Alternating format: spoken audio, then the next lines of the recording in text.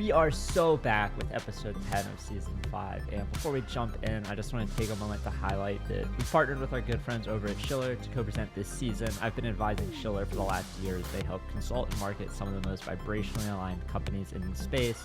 They've already finished releasing their new season and curated alongside this season of We Do A Little, so be on the lookout for all of the content they put out, including some of our favorite people, such as Brian Brinkman, Sasha Stiles, Chris F., and more. Links to their podcasts are in the description of every episode we put out. We're excited to announce that the rest of Season 5 is also powered by Towns. Built on Base and running on River, Towns is a decentralized, permissionless group chat app that allows anyone to create and own digital town squares on their own roles. It's available on web and iOS with full end-to-end encryption. Users can join or create feature-rich towns with native on-chain gating, paid membership, and more, with tons of exciting features and rewards coming soon. We've also been collaborating with Schiller in a little joint town for our communities.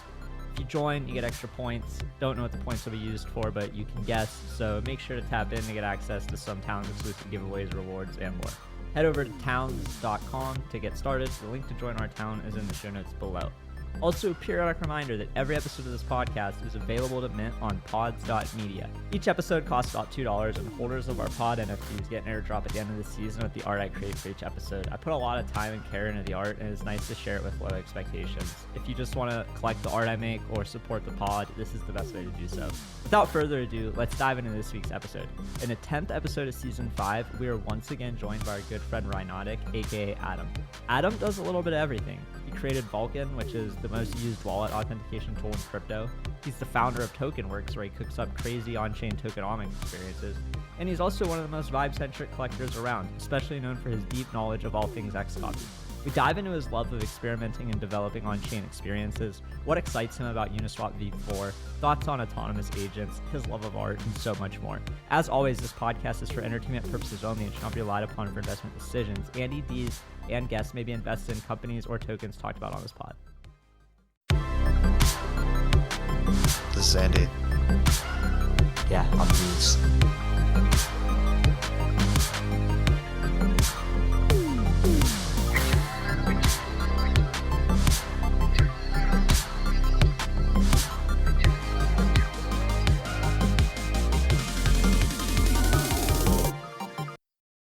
We are back once again here with another episode of We Do A Little. This time, slightly special return guest, but solo this time. The problem was he came on last time and he didn't say anything. Yeah. What do you mean I didn't say anything? It was I was quiet? Yeah, who were you with last He time? was with Tony. But oh, forget it. Tony can Tony talk. was talking about his suit I love the whole Tony. time. But Tony we can talk. we've wanted to get Adam back on. Adam lives close to our hotel. We're like, fuck it, Adam, get your ass back here. We want to talk to you one-on-one. I don't want to learn about Italian food, but I love Tony. He might have been busy. He has a really nice girlfriend right now. I don't know. When is this podcast coming out, Weish? In 2 weeks? It's 2 weeks from now. 2-3 weeks? I think it'll last 2 more weeks. I think it'll last 2-3 I appreciate This it. That's the is goal. a very blossoming relationship. Won't disclose too much about it. I don't even know what we're talking about. But we're here with a fellow Chad degenerate collector, founder, co-founder, builder. Yeah. All the above. I just a patron. Honestly, I think you're like a mix of. You are a unique mix of everything. Yeah, you're one of those people, like the Venn diagram of Yeah. the things you're in is just like very unique. Well, Because it's some more- people do like two or correct. one, and you're Right. doing like four. You do everything. Was it Master of None? The master of none. Jack I of all don't know. trades, Master There's been of a none? lot that's We should happened look it too. up. What is the saying? Okay, we just got it. But there is a great saying that. Mm-hmm. But yes, I think that you do so much about collecting, so much about trading, but you also are you're an incredible builder in this space. And I Thank think you. we should really start there. Yeah, what Because- was the idea for golden handcuffs, and why is it when I open up Xerion, it tells me I have money, but I can't sell it because if I sell it, there's going to be a shit coin made that people can trade? That one was. Oh, that did you one- get what you made one of you too? Yeah. Yeah, I'm thinking about with the market down. I was actually going to release my coin. you were going to dump it? No, there's a chance. No, that- I was going to release it. If I sell it, to explain how it works. Yeah. So it was a coin I made on Base. I gave 90% of the supply to 18 different people, 5% each. But if they ever transferred a token out of their wallet, it would launch a shit coin that said, "Deez's official meme coin official," and so it's launched at like $400 market cap. And so no one sold it. I love the idea, and I picked like Jesse, Vitalik, and then some people that I thought would sell, maybe like D's, a Jingtao. You thought I would sell it? How much are the coins worth right now? At one point, it was worth like 20 grand or It something. might have been more than that. I think it was like 50. Yeah. Because I opened Why up didn't my. you tell me that? I did. I was like, I didn't realize it was worth I don't that know if I want much. to sell. I pull up the portfolio tracker. Is it and still it's up there? Yeah, I mean, it's one of my top 5 base coins Yeah. in the wallet. No, there was. I don't even know which wallet mine's in. That's good. That means you're not Yeah, gonna sell it's it. fine. Okay. You should. We'll find it. I can help you find it. I would sell it now. I would make a meme coin. Redbeard's Why not? official meme. I coin. don't Yeah. make the meme coin first. I think ticker's red. It's pretty. People fun. don't realize Could how be many beard. meme coins Beard? you've Oh, made. I get to make the ticker? No, the ticker's hard coded. What did you make the ticker for my coin? It's either red or beard. Sorry. Okay. We can I've look. already lost money on one red token on base, and I'll do it again. Which red token? It was a redhead because the blonde cabal released blonde, Oh God, yeah. and then there was beta to blonde that was called brunette, and then didn't there touch was any of beta those. to Did brunette. you know there's a Ben cabal that Called I'm in? Red. I had no clue. I was in this chat room, and it turns out Ben Armstrong's in there, and all these Bens, and then that Ben coin was like, I think it was started in this. No way. Yeah, You're talking about like Ben.eth? yeah, dude, they're all. It's in a chat with. It's called With the you, and Dude. Oh, when you said Ben, okay, you meant Ben like BitBoy. Yeah. I thought you meant Brian Armstrong. No, no. And I was like, there's no way that Brian Armstrong. I think maybe I Is it a got I chat? might have got kicked out, but like Well, your name's I not- was in a Ben your cabal. name is Benny. honestly, I didn't make the connection until just. But now. I don't know what happened to this group. But anyway, and the other Oh, but golden handcuff, no one sold. So there's still 18 people that are handcuffed. I feel like you're one of the few people I like it. It's tough to put yourself in this position, but you'll just make things. And like, you're fine with it not working out, but like, you're always experimenting with something. Like, I really appreciate that because I feel like so many people have trepidation of like, if I put this out and it fails, I'm fucked. But you're just like, we're going to fuck around and find out. You're always really open. You're like, hey, this is like complete experiment. I'm curious to know how you come up with these ideas. Are you standing on your toilet and fall and it just comes to you, or well, I've been writing them down. I have some friends that I have some chats with that we just kind of like shoot them back and forth. which friends? Let's get into it. I could guess. I get some questions sometimes. I bet I could guess some of your friends. Okay, Jules. You know all my friends. Okay, so, Guess my friends. My friends are public. yeah, but I mean, like, I'm not hiding my friends. not everybody knows that, so Yeah. I'm just So, gonna pretend to guess. I'm here. trying to think. Like, I mean, I've probably released 10 projects since last summer when and if anyone doesn't know, I had my company Vulcan that was acquired by Premint. Worked there for like 2 years. I still work there, and it's still like I still have equity, and it's great. It's just you know, NFTs are kind of slow, and so like it's in like maintenance mode, and like I like pause my. Still the best app for authenticating ownership. Yeah, it's great. It's still like people love it. I have people DM me. They're like, "Hey, like, how do I pay for this? Like, I know it's free, but I want to pay you." And So That's when a good problem to have. Yeah. When but- you sold the company for was it $22 million? yeah, something like that. I threw it all into Bitcoin at the bottom, Right. and then here we are. And then you decide, so you're gonna make the next Vulcan idea. So you come up with these ideas. Mm-hmm. You come up with many ideas, and you know we've talked a lot about how like tell us a little bit. Talk about how like the more ideas you come up with, a lot of times people are like, well, I'm just gonna come up with the one big idea, and all they do is focus on that. You're sort of the opposite. You're just like, I'm gonna keep trying whatever I can, throw it against the wall until it sticks. Yeah, I don't know. I was listening to it might have been your pod. No, it was Bingy's. He did Gotcha. a call with Peach.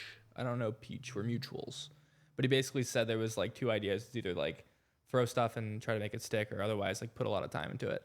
I just think like the majority of things in crypto fail, and so like you're better off. Like you have a better hit rate by like trying things. Yes. And I don't know. I think I might be running out of darts the more I do it, but I can't tell if the market is just getting worse. Cause like I launched,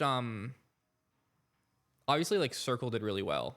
And Dude, I'm still holding all of my circle, if you can believe this. I still am hold on too. my circle. I didn't know. And that's the thing. I wish I was more, Circle went crazy. It got the Beeple. That It one- went to... it I hit, like, bought 30 mil You twice. tweeted Circle at a 50K market cap, and I was taking a shit, Yeah. and I was scrolling new tweets. I saw it within 30 seconds, and I was like, how much money do I have on Shape? Oh, I have $50. Just put it in. by the time people tweeted it, that was worth like 20 grand. And I was like, I'm just going to ride it out. Yeah. No, I didn't sell any of it. I had so many people make money on it that I ended up getting like 50 grand in like gifts. That's sick. They were like, thank you so much. amazing. I was like, I mean, didn't a sell lot of any, like- people who bought that, I feel like were like artists and They're good collectors. actors. Yeah. Because there was just people on Shape Yeah. who were paying attention to what was going on there. So it wasn't like you were launching like a pump fund. Yeah. And they didn't have like, there was no decks. No. And people didn't know how to sell because you had to swap it in the interface. Yeah, I thought in my head I was like, oh, it's so easy. You just Dude, have to I click thought it buy was- and then you click sell. And I thought it was obvious, and I had people messaging me like, "This is up 5x, and I don't know what to do, and I can't sell it." And I'm like, "You could sell it on the page." Like, what do you mean? Yeah. I'm like sending screenshots.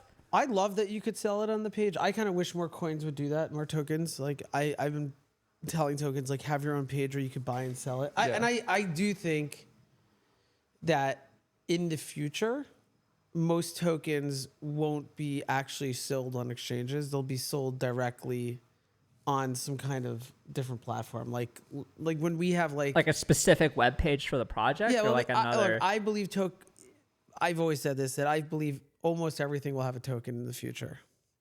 Almost everything, literally. So when you have, let's say, a New York Knicks token, what's your favorite sports team again? We can get behind the Knicks. Okay. So like I'm an AFC North fan. okay, so in but if, football, let's say but the Knicks have their own token. nobody wants a Browns token. Right. or a Browns token or whatever it is, you're not going to go. I think you'll be able to trade it on exchanges. I'm not saying they won't exist, but I think to buy and sell it, they're all going to want you to be on their own sort of network. Yeah. Right. So well, if everyone's taking a fee, like if you're paying the Uniswap front end fee, Yep. and you're paying the MetaMask swap fee and Do the people base don't even sequencer, realize that there is a Uniswap fee? yeah, Like that's I try to use Matcha or like DeFi Llama's DeFi swap Yeah. just to get around it. I usually use DeFi Llama. It's good. They have fees on Rainbow Swap. They have fees on MetaMask Swap. Like Yeah. anything you use, you're used to like Photon or Telegram bots Yeah. having fees, but like you wouldn't think like going to Uniswap there's a fee. Yeah, yeah, I think there's all these fees to be made. So like, why would anybody want not? But how else do to people create make it? money without the fee? It's like that's the easiest thing to do. yeah. And No, you charge like 0.1%. Well, the issue with the Uniswap fee is that they've been like dangling it, like the fee swap. for the token. Yeah. Yeah. And so it's kind of like you either have the token or you have. But then they added fee. the fee and it doesn't go to the token. Exactly. It goes So to that's the where it's Uniswap like Yeah. foundation or whatever. Well, we'll see if MetaMask actually has Do a token. you anything else on Shape anymore? No. I feel like I've been I just like kinda- Shape and I like the team. I really hope it does well. I feel like I've made my mark with Yeah. Circle.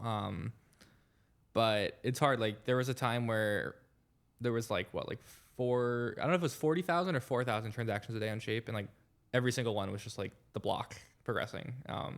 And so if there's no volume, there's like that Atom project. I think it's how do you pronounce his name? Like Kedril? I don't know how to pronounce it. Yes, I hope I didn't butcher it. But Okay. he has like you mint atoms and you can build like elements, Gotcha. and it's kind of cool. I think they're building some cool projects. I just Abstract's kind of taking their lunch right now. I just don't know how much layer 2s we need. Yeah. You know, so like I agree that the team, you know, Han and the others are great guys. I love them, and I think that they're trying to build something really cool, and they have some great art projects that are coming up on it. So like I hope it goes well. I guess it's not just Shape. I would say it's for all of them. Like I love Arbitrum. I love the team over there too.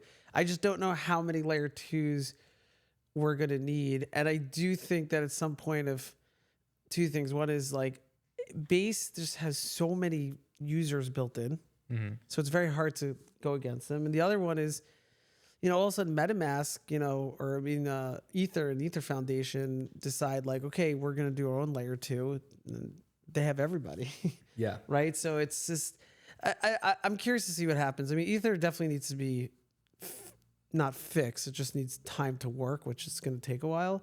So I think layer 2. It's been a rough cycle for like holding ETH. Yeah, I'm talking about just in general. It's tech, you know. Yeah. Like Well, the price of the token's reflecting. yeah, but in my head. it wasn't. But Ether wasn't working really very well last What cycle. do you mean either. it's not working? Like it was expensive, and there it's weren't that many too expensive. L2s. Yeah. But there was the idea that it would get better. Like back then, there was the hope that this is going to scale and get better, and we're early. Right. Now it's like, well, we've given it a cycle to scale and get better, and it has in some ways. But now we don't feel like as optimistic about the future because we've seen kind of how it's working. Well, I mean, the only thing is that, like you just said, like it works.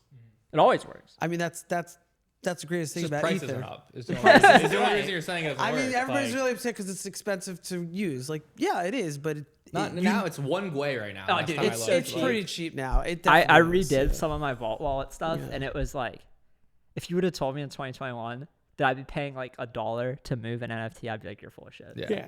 But I do think that it needs to be even cheaper. Like and it will over time. But the thing about Ether is that it works. I mean, like no offense to other layer ones, but like Ether works. That there's nothing else to say. We gotta go back to where we started with Yes. this. We were talking about how you felt like you're running out of darts. Yeah. You were talking about how with Circle that blew up. That went to like 20 million plus. People got it attention. I don't think you're gonna run out of darts, but we could go there. But how do you feel now after putting out like the handcuffs and the PvP and I feel pretty good. I mean, I've had some hits, some misses. I think they've all like. It's hard to say if it's like what's a failure. Like Circle right now is 300K market cap. Like I think that's still like still good? great. That's better than a lot of Yeah, tokens. I would say that's a success. My first one was called All In, Okay. which was it would check to make sure that your ETH balance was 0 when the transaction ended. So you'd have to go all in and like use your whole balance, or you'd have to go all out. Yeah. Which was really fun until someone went all out with like 20 ETH and Their just whole like stack. nuked. Yeah, because you couldn't transfer any tokens out. So it just like learned that that's a bad idea. You're learning something every iteration. Yeah. And then with all the other ones, there were some hits, some misses, but like I knew, like I did it was called what was it, like squiggle number 10,000. Oh yeah. And where it was just like because Art Blocks put all of the squiggle code on chain, which is great. And I was like, oh, like, no one will really care. Honestly, like people that already care will care, but no one else knew. And I was like, oh, like we'll make a token. People love when tokens go up. What a great way to bring attention to it. So, because like Eric mentioned it at Marfa in like one of the talks, and I was like, oh wait. So I like did some like research, found it, and then you'd have to token it every time you transferred it, or the price changed. That would be the hash that fed into the squiggle algorithm, and that would display a certain squiggle. And then everyone had their own NFT. Like I knew that wasn't gonna like go crazy, and it was on mainnet, and but it was like a really fun idea. It's fun to do. Yeah, And it was kind of like an ode to Eric and Art Blocks Yeah. of like, hey, I was in Marfa listening to you talk about this. And Yeah. got inspired. And then I didn't think it would go crazy, but it was great. It was super fun to make and kind of like scratch that itch. And then some of these ideas I have, and I'm like, they're okay, but I have to make it. Like I think it'd be fun. And Yeah, I don't think any of these ideas are failures. I think that in our community we tend to like have this feeling of failing so much because everything's based on market caps and value that we're gonna have going higher, lower. And I think that when we take a step back, yes, I'm not saying that's not part of it, but it's also because we're an emerging market and still creating things. I think the things that you're doing are just as important, if not more important. So like they're not failures just because someone didn't make money on them. It was created. I think if you go out to create something and you actually create it, it's already a success. yeah, that's fair. Right. The moment of actual creation is success. The failure is what you decide to do with it after. Yeah. Right. And I don't think there's ever that. And to prove my point, I don't think if you take 10 people and ask them about the projects that you've created, none of them, I don't know anybody would be like, I don't know, that guy Rhynotic, he just keeps making projects and bugging me. I never heard that. Doesn't come out of people's mouth because they don't feel that way. Matter of fact, I think we all have the same feeling. It's like, you're like, hey, I have another idea. Like, okay, I'm in. Yeah. Right. I want to try it. Right. And I think your success is going to be more valuable over time because I keep saying this to you. You're going to hit that one. Like when you sold Vulcan for $22 million. Your next one you're going to sell for $220 million. Right. But I think that's, you know, the fact of like going and going and going, you know. Like you just can't stop. No, there'll be a hit, I think. And even if there's not, like it might have been Jesse Black that was like, not every token has to be worth like Yeah. $1 billion. I Yeah. think that's so fair. Well, I mean, he's like launching Bitcoin. I know. Zora shitcoins. Yeah. Like Coin. nonstop, right? Yeah. Yeah. but he's really proving the point Yeah. in practice. Or even Jacob was like, or like the Zora guy was like, the fact that an image can even be worth anything on the internet is crazy if you look back like 6 years ago. So Yeah, I mean, I don't think I think the idea, like, I have a lot of people say, like, there's 30 million meme coins. I'm like, okay. yeah. Like, I have, like, kind of the opposite of approach. Like, anybody wants to make a meme coin can make a meme coin. It only takes, it's the question is, who will be successful? Now, I hear the argument of, like, well, there's too much and it's saturated, nothing will be successful. But, you know, more and more, I just don't believe that. Mm-hmm. I believe the better ideas do well. It's like the better art.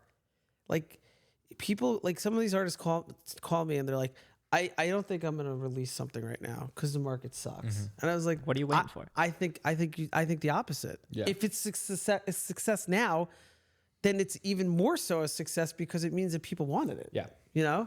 And there's like varying degrees of success, right? Like people see what Sam just did, and it's like not many other people are gonna be able to do that. But like, No. there's way more. I feel like there's more capacity. Like there's not that much saturation in terms of art right now. Like I'm not getting nearly the amount of like overwhelming feelings looking at Roger's daily updates that we were getting like 2 years ago when like there were open editions and everybody had a mint with a burn and stuff. It's like now it's like the only stuff coming out seems like pretty well thought out. And we'll talk about some of the AI stuff, you know, BOTTO and KEKE and whatnot, and how that fares compared to some of the other stuff we're seeing with like real artists. That feels like a dirty way to say it. No. I living, breathing people who aren't AI. I think that I think like that, it feels like a good time if you have put a lot of thought into something to put it out in the world, because the collector base is still pretty much what it was a year or two ago in my head. Like I don't see many collectors who've left who didn't leave after 2022. Like if you were here in 2022 at the end of it into 2023, like you're probably still around. yeah. But the amount of artists I've seen leave is like way higher.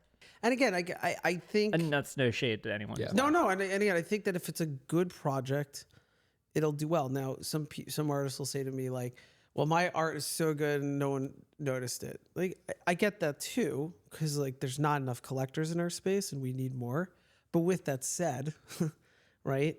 You know, Sam didn't just wave a wand and it just happened, right? There's a lot of hard work that he put into this to have a sell, and not just him. To be fair, Kim Assendorf sold out Yeah. of Pixels the because it was a Pixels good are- fucking project. OMB, like, you know, you might not like ordinals, but dude, he sold 30, you know, what was it, 3,500 at 0.025. Like, Like, like $7 million. yeah, which is not during one of the worst downturns I've seen in a very long time. So, like, you know, to me, releasing a project the way you do, I've always felt like I think that you just have to keep releasing until it comes, and when it's good, people latch onto it. We've had friends drop art in the last month or two that's like their highest selling piece. Yeah, Like Natasha, her thing just sold at Sotheby's for over 10 grand. That was which was amazing. her and, like, highest sell. Yeah. She also put out an ordinal collection earlier last year that did well. But like people who are putting thought into things, even Killer Acid's like wood painting sold for I think like 8 or 10. Around 8,000. I was looking at all the. I don't buy anything on Sotheby's or Christie's, but I still like watch all the auctions. The artist I always felt like that got this the most is the creature people. Danny. So to me, Danny, you know Danny, Yeah. right? Like Danny always was like, well, I'm just gonna keep releasing art. Yeah. Like, he never fucking gave a shit about. I love him for this. He's just like, I have a project. He has no idea what's going on in the market. He has his little cult that follows him around everywhere. But like, he just kind of is like, yeah, I'm just gonna release it. And then like, if he doesn't think in these sum totals of like, I made 6 million, 2 million, 500,000, 100,000. It's just like, it's time. I created something, and I think you feel that way a lot when you have a project like the one you just did, right? Which I think is actually one of your better ideas, which you can explain. But like, to me, you're just like, you know what? It feels done. It's a good time to release. What it. is the latest one? The latest one's called BTC ACC, so it's a play on like the EACC. That's movement. the one you told me about, and I was like, yeah, I remember. Okay. Yeah. And it's called Bitcoin accumulation. And the idea was that, everyone's paying these, like, to go back to what we said, like these fees on every swap, like 1% on every Uniswap trade, or it's just kind of baked in and we all kind of agree with it. So like, fuck it. Why don't we just make it 2%, but that extra 1% buys you Bitcoin and like locks it away. Yeah. And so the goal is to get everyone to accumulate Bitcoin even against their will. And so I made a Uniswap V4 hook that you can attach to any liquidity pool, because Uniswap just came out with their V4. And when you route through a trade, it takes 1% and just buys you Bitcoin. And have you been messing around with Uni V4 a lot? Because I feel like Uni V2 was revolutionary. Yeah. Uni V3 was like, oh, this is really nice, and we can change all the concentration, liquidity, and stuff. Uni V4, like, 'cause I don't talk to enough devs. I feel like they're the people who actually like get to see it. Where like plain people are like, what's the difference? Yeah. What has been like the most exciting thing using it for you? So it only came out a month ago, but It's just really fairly new. yeah, Flaunch is the Play. main Yeah, platform using it. I released something on Flaunch. Really? What? Which one? A token. The token? Nobody knows about it. We'll talk about this in a little Okay. bit. Yeah. But Benny, yeah. Oh, but Flaunch is really cool. It just basically, they don't take any trading fees. They're the most wholesome like launch pad. It's a fair launch until it hits a certain point. You can, as the dev, buy the creator. Everyone's a dev. The creator of the coin, you can pre-buy a percent of the token, but when it graduates, at any point you can sell back what you paid if you bought in the Flaunch period. And then the creator can decide whether they get the fee or the fee buys back the token. So either way, it's great. And then the way that they make money is all of the ETH in the liquidity pool is in staked ETH. Okay. So they're making 2%. But it's like, if Pump Fund had all of their soul in like was Jito staked, Soul. they'd make so much fucking money. Oh, I mean, I so mean, they it's make like- plenty of money. I'm not crying for them. No, I know, they would've but, made like, money, yeah. They would have made another $100+ million. Yeah. Yeah. And so it's like, what a great idea. Yeah. So they're the best example. But it's funny. I launched it a week ago, and it's the number 4 hook by TVL and like the number 3 by volume. Wow. It's like, but like still, like, Can no I- one's really Can using I trade it. anything on it yet? So I just I can only talked. trade Bitcoin, right? So there's a token attached called BTCAC. It's the same. So there's like the protocol, and then there's the hook. Protocol, just like you send it ETH, it buys you Bitcoin, and it locks it. I was gonna make it so you could only take Bitcoin out when you had 1 full Bitcoin, but that And felt a little aggressive. Yeah. So you can take it out whenever, but the token launched on Thursday, and I added the hook to it. So whenever you trade the token, just to demonstrate it, and kind of like people only care when. Is there a way for you to do something similar with the staked ETH where the Bitcoin is like, because I'm assuming it's wrapped Bitcoin or CBBTC? Yeah, it's CBBTC. I don't know. I couldn't find anything good, like how to get yield on it. Not great yield, yeah. And I was like, I don't want to add more risk. Yeah, I think the yield on CBBTC I'm in the is top like 10. basically zero. I'm in the top 10 list of that coin. Yeah. Are you really? Really? You should be. Yeah. Well, the token, it's like. Well, also, I have Bitcoin on it. So shouldn't I get like? Oh yeah. So I should get an airdrop. Soon, you will. So I launched. There you It was go. 70% in the LP, and then 30% for future incentives to like give tokens to people who deposit ETH and buy Bitcoin. So people that are stacking Bitcoin, I'm gonna give them tokens.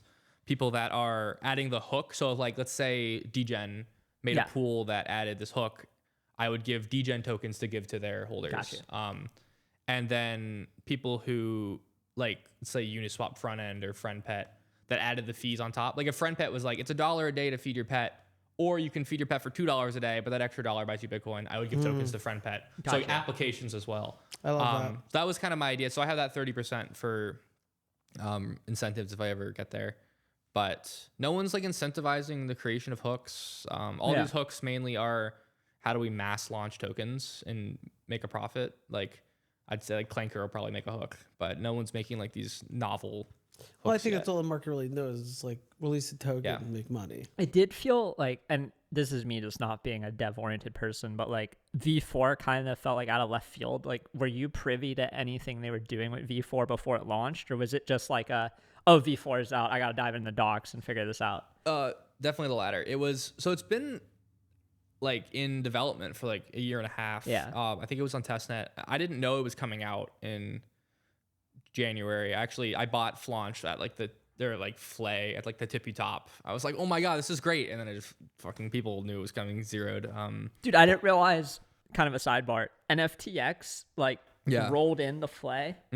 Because I was looking at flay whales because I bought some and we traded it the day that stuff came out. I didn't lose money, which is a win in my book. But I was looking at the whales and I'm like, how the fuck did they just swap hundreds of NFTX? Yeah. Because I'm looking on chain and I'm like, how the fuck is this working? Like all these people dumping flay on my head are like getting it from NFTX. And I pulled up the NFTX chart and then it was just like at prices it hasn't seen since 2021. I didn't realize they like rolled in together. Like did they NFTX like merge with them somehow? I don't know if it's the same people and they just kind of like pivoted. Yeah. But V4 is cool. It's just not. I posted on Warpcast because I had so many issues with it. And I asked some of the Flaunch people and they were like, oh, I'd love to help. And then they're busy. They're doing their own thing. I was like, no worries. And then finally got someone at like Uniswap Sauce. Okay. Was super helpful on like getting it set up. And then just like sending me docs and like what would work. But I had a lot of trouble and I have like minor connections. Yeah. But I could only imagine how hard it would be to someone who didn't have But any. you're like a more seasoned crypto dev too. Like it's like not your first year in the space. You've been doing this for a while. So I've only been doing Solidity since September. So like, oh really? But I've I've been doing it nonstop. And all that, and you're like only 17, right? Yeah. I'm the youngest billionaire in Greenpoint. I don't know if that's true, but no, definitely not. one of them. Because I feel like with V2 and V3, it was pretty much like revolutionary for all the users of LPs. Yeah. Whereas like V4 feels like you need to be a dev to really. Yeah. No, it's been very complicated to make. Even then, like I mean, if you're not familiar with V4, basically you can add custom logic before a swap and after a swap, and then at other points as well. So like some of the ones is based on volume, you can change price of your tokens. If tons of people are buying, you can move liquidity to the front versus the back. And, so you can like change your concentration based off of a swap before the swap is determined. Yes, and so like for mine, you can also as a user decide like let's say hey I want to buy Bitcoin more aggressively. You can change it to up to 10%. So if you swap through it, it'll be a 1% will buy Bitcoin. But if I swap through it, it'll be 10%. Gotcha. And so you can just put all this custom logic. And also, I think for V3, it's we all kind of pool our money together, whereas there can be multiple V4 pools that all do different things. Yeah, because V3, the pool was just based off of the fee you were taking. It was like if you wanted to put it in the 1% fee bucket, that was all bucketed together, but then you had like the 0.3% or the 0.1. It'll just be really nice with V4 is like I was doing all this custom logic on the token end and kind of just like jamming it together. Like, saying like you could only trade it if you used all your money. Whereas I can put all of that logic now on the hook and it's way easier to do. It makes more sense. I also think as we come out with more tokens, more flexible, more safety. Like we don't have to worry about these sniping. Yeah. Which I think is the biggest thing with V4. It's like, if it catches on, I do think it's a little technical. Like Flaunch was actually super easy to use. Yeah. Once you sent it to me, I was just like super easy front end. But we just can't keep going on the same way we have with the this whole debacle, like pump. But that's how we always grow in this space too. It's like we build something new, we abuse the shit out of it, we milk it for all it's worth, and then people are like, well, why don't we milk the cow differently? I literally have a tweet that I saved that I wanted to put out this week that that everybody's like upset about pump.fun and I mean it's a very short tweet, but it's basically like the only way that we actually make things here is by breaking them, right, and then fixing them after. And I think that a lot of like people came to me and they're like, meme coins are really destroying the market. People don't realize that. I was like, what are you talking about? Like they're so angry about it. I'm like, listen, I'm not saying that there's not grifts and cons and whatever. And like, yes, but inevitably meme coins will turn into something else and they'll work, right? It's the same thing with ICOs, same thing with DeFi, same thing with NFTs, same thing. Everything that we've created pools, whatever you want to call it. It's just like you said, we abuse it, and then slowly it becomes something that we use all the time, and we don't even notice that we're using it because it's become part of this foundation that we're building here. I feel like too, a lot of new entry people or newer people like this cycle, they don't see like the evolution of everything. Like Right. if you were buying shit coins before pump.fun, it was like kind of assumed that the dev was going to rug the liquidity and dump on you anyway. Yeah. So it like made sense for them to build something that had guaranteed liquidity. But that's how it worked in the ICO days also. I mean, I remember buying an ICO token. That's how it always was. And ICO, this was Uniswap, 2000 NFTs. This was like Yeah. 2016, I want to say. I don't even remember the name of the token, but I clearly remember what happened. Stratus. It wasn't Stratus. It was another token. We had to fill out a spreadsheet. By the way, back then it was filling out a spreadsheet. It was the same fucking. It was Spreadsheets just are a little windy. different. And the token launches. It goes on Binance, gets absolutely crushed. Everyone sold. And one of the guys says, literally the next day, I decided that I needed to retire. I'm moving to an island. Hope everybody. I've been having some issues mentally and psychologically and for my family. Like the day after, and guess what? Nobody said boo. Some of the major launches from my first cycle, like EOS, like they raised billions of dollars. No, EOS raised $4 billion. Dude. Okay, I want to explain this to everybody so everybody understands what a rug is. People okay? don't understand like the past and how this happened. $4 billion they raised for their ICO. $4 billion at that time. $4 billion be at like- that yeah. time. In ETH, right? It was In ETH. In ETH. They then came out. This is so crazy. They basically had their own chain, which they never did anything with. They all took the money, and they are now, by the way, one of the largest Bitcoin holders in the world. Just from launching Just a from they garbage did nothing token. with the money except basically buy Bitcoin. They're literally sitting on some of the largest money in Bitcoin. I believe, by the way, they bought CoinDesk. I'm almost positive, right? Really? Yeah. And nobody says boo. And it's like, okay, let's go on to the next one. So my point is, But we're worried about people who maybe rugged 20K. correct. 50K. 50K. And again, But when you rug on such an astronomical level, it's okay. It's like- because you Yeah. built Binance with it. It's like you look back. I mean, it's there. I mean, I don't know how much of why you guys have put this on, but like, dude, Ravencoin was like one of the biggest rugs ever that CZ did. He made hundreds and hundreds of millions of dollars. He literally built Binance. Ravencoin And was it's like 2017 proof of work token was going to be revolutionary. revolutionary. I bought it because people on Twitter were talking about Yeah, it. CZ was like, this is gonna change everything. It got listed on Binance like day one. Because it was his coin. It's all him and his friends. Like, okay, and again, I'm not condoning the behavior, but my point is that this isn't something new. It's interesting too because there's a difference between like raising money or hyping up a drop and then selling it versus like Luna collapsing. Even though Correct. it's similar, they're similar in the sense that the price is collapsing. Yeah. But they're different in the sense of, well, Luna promised people an algorithmic dollar, whereas Ravencoin just promised you a whole bunch of dog shit that never happened. And No, and they all promised things. They had like the thing was is that before they used to have a white paper, so it's like, okay, here's our promise, but the white paper was all bullshit also. I mean, the white papers, I remember thinking white papers were like full alpha. And Yeah. in 2017, I had a spreadsheet. Yeah, and we I all was did. I thought that I just listened to him like, oh my god.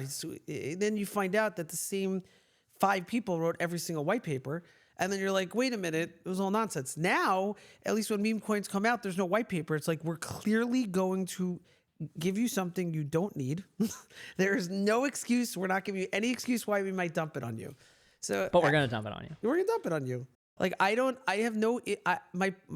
issue is that I understand this is that they did this, but my point is them and Vape Cabal, or them and But the Vape Cabal didn't even launch a project or promise anything. no.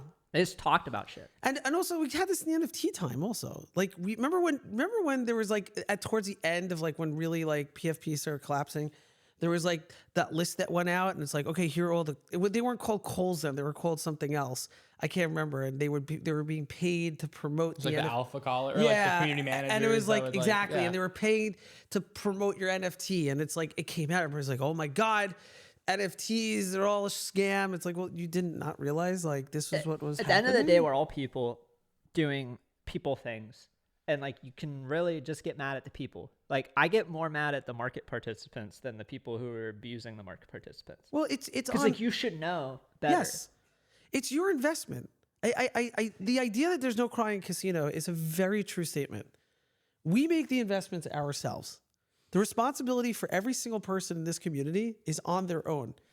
A lot of these things too. To start you blaming can just other people Google never makes sense. the name to of me. the person and find out shit, but people don't even Google the name. No, they don't. They don't even Google because it's all greed. Like take the name of any founder that you're investing in, put it in Google, and add scam, and just see what comes up. Yeah, Like, but that's how it is. takes Also, 10 seconds. But that's how it is. It's like you could fake it till you make it. Like you can make the argument that honestly, if Sam, if SBF had another 7 months before he got caught, there's a chance that right now FTX is Dude, thriving, if they just didn't and use- everybody thinks he's king of crypto. He literally just the timing didn't line up. And by the way, CZ was almost there, but he kind of just made the cut to make sure that he's okay now.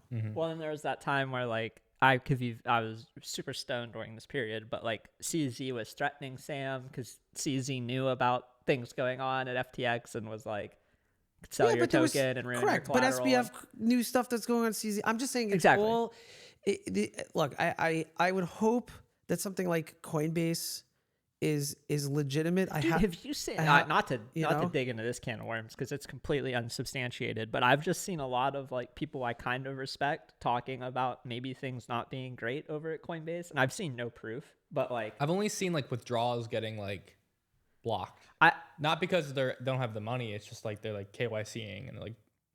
Yeah, I think they're good. I think that they're going to get more serious that way, but I don't blame them for that. The truth is, like, if I was Coinbase, like, I would do everything that the government tells me to because they could become the major bank in crypto. Yeah, and they probably are. They probably are at this moment. They're the leading They'll be American even exchange. bigger. But there's right? so many other options now. Like there's that Solana debit card that you can spend like $1,000 in Sol a day and just add your Apple Pay. Yeah. I don't know what it's called. I don't use it. Yeah, I mean, but it's like there's so many options. There's a to, like, MetaMask there's a card. MetaMask Yeah, card it's like, now. if you want to like, off ramp, you can not use Coinbase. No, and I it's think- I mean, I will never I've never had an say issue with Coinbase. enough good things about Kraken. Yeah. Like I've moved more money through there than I other haven't platform. had a ton of issues really anywhere. Like I got blocked by my Binance account once. Yeah. But It only takes once for you to be like, I only cash out money to like pay rent. And it's like Right. if I wait till the day of, go to cash out, and then Coinbase is like, tell me how you've made all or have any money at all. And it'd be like, I'm like, fuck, I can't pay rent because you guys are being annoying. That's the most annoying part. But I do think that we're going to get better. I think over time things will get better. I think as we move forward with all these new regulations, I think things like MoonPay, which I think Keith is doing an excellent job about building rails, will get even better. Yeah. And I think that these things are going to happen. We can't, this idea that we're like so mad at other people because of the mistakes that we make. Now, I'm not saying that they're not grifters or scammers. I get all that, but it's still our responsibility. there's grifters and scammers everywhere. Like open up your Instagram app and look at the ads you get, and 95% of that is grifters and scammers. It- Like they're trying to sell you a $250 The first thing on Google fucking is always snut- usually a snut- sponsored scam. Yeah. Literally, they pay Google to be a sponsored scam. It's like literally the first thing. You search anything, you search toilet paper, first one's like sponsored. Definitely a scam. But people are angry. They've normalized that. They know that. Yeah. But then when they come to crypto, it's like, no, it's all people. It's all bad and this. And I'm like, yeah, I mean, and I get it. But look, this is personally, like, I've been saying this, and I feel this way. But like, that's why buying art for me is a safe haven. Yeah. When I buy art, I'm buying it from one individual.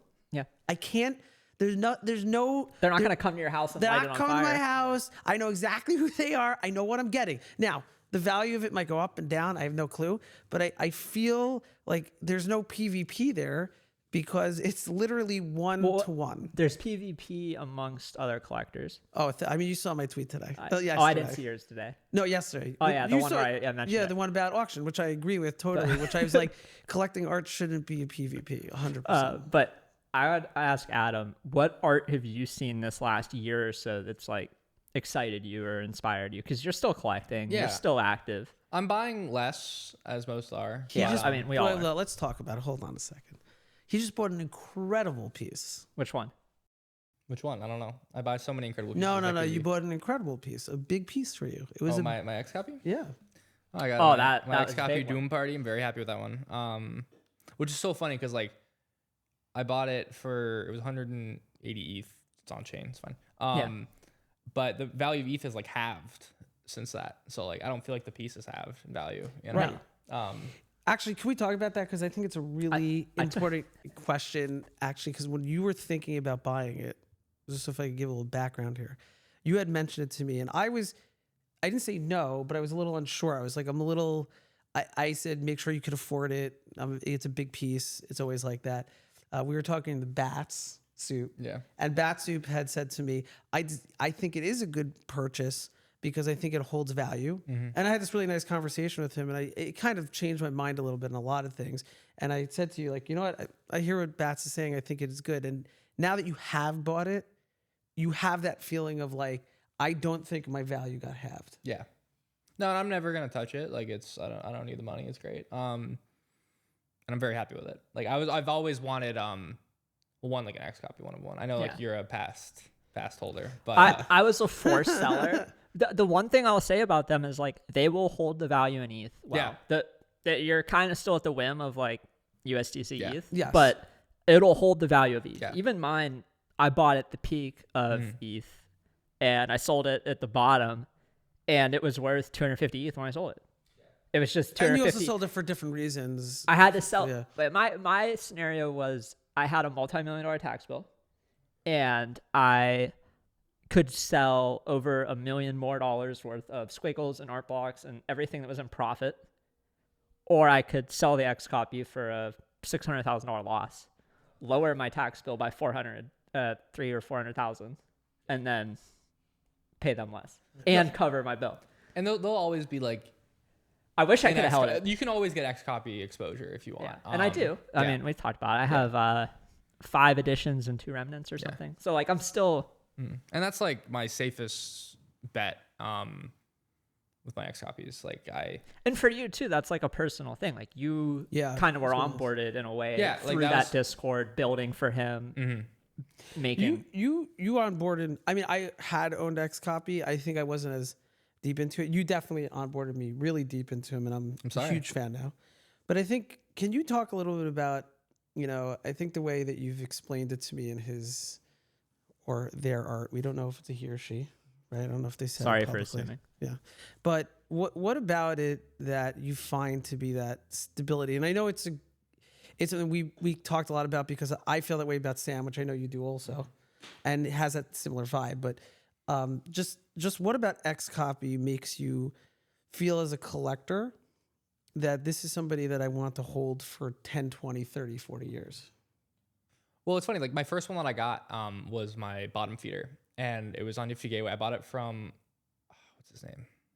I don't remember. But I bought that. It was $9,000. Put it on my credit card. I had no job, and I was just out of college. That's I also bought is it Dead Ramen by Mad Dog Jones? Okay. And I was like, I held them both for like a couple days, and then I was like, I don't know if I like this.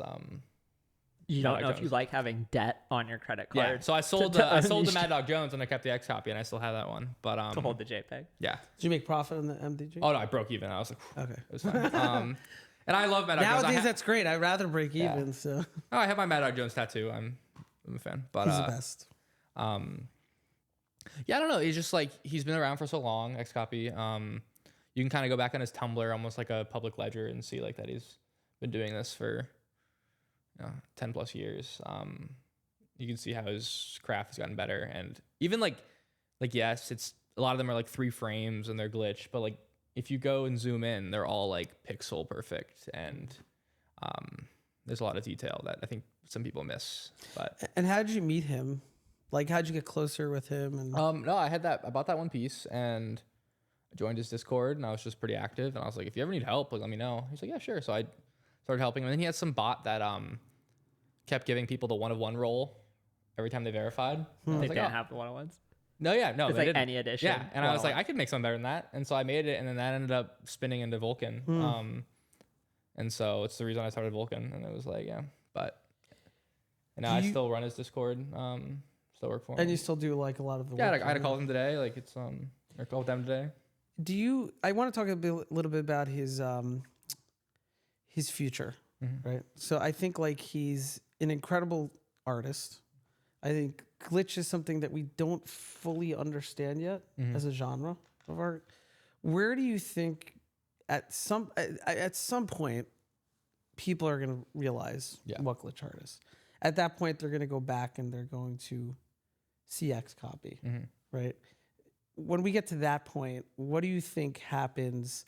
Because I think that's when he really finally. I think his legacy here with some of us is kind of established. My question is like, how or when or what do you think is going to happen for his legacy to be established outside of this community as well?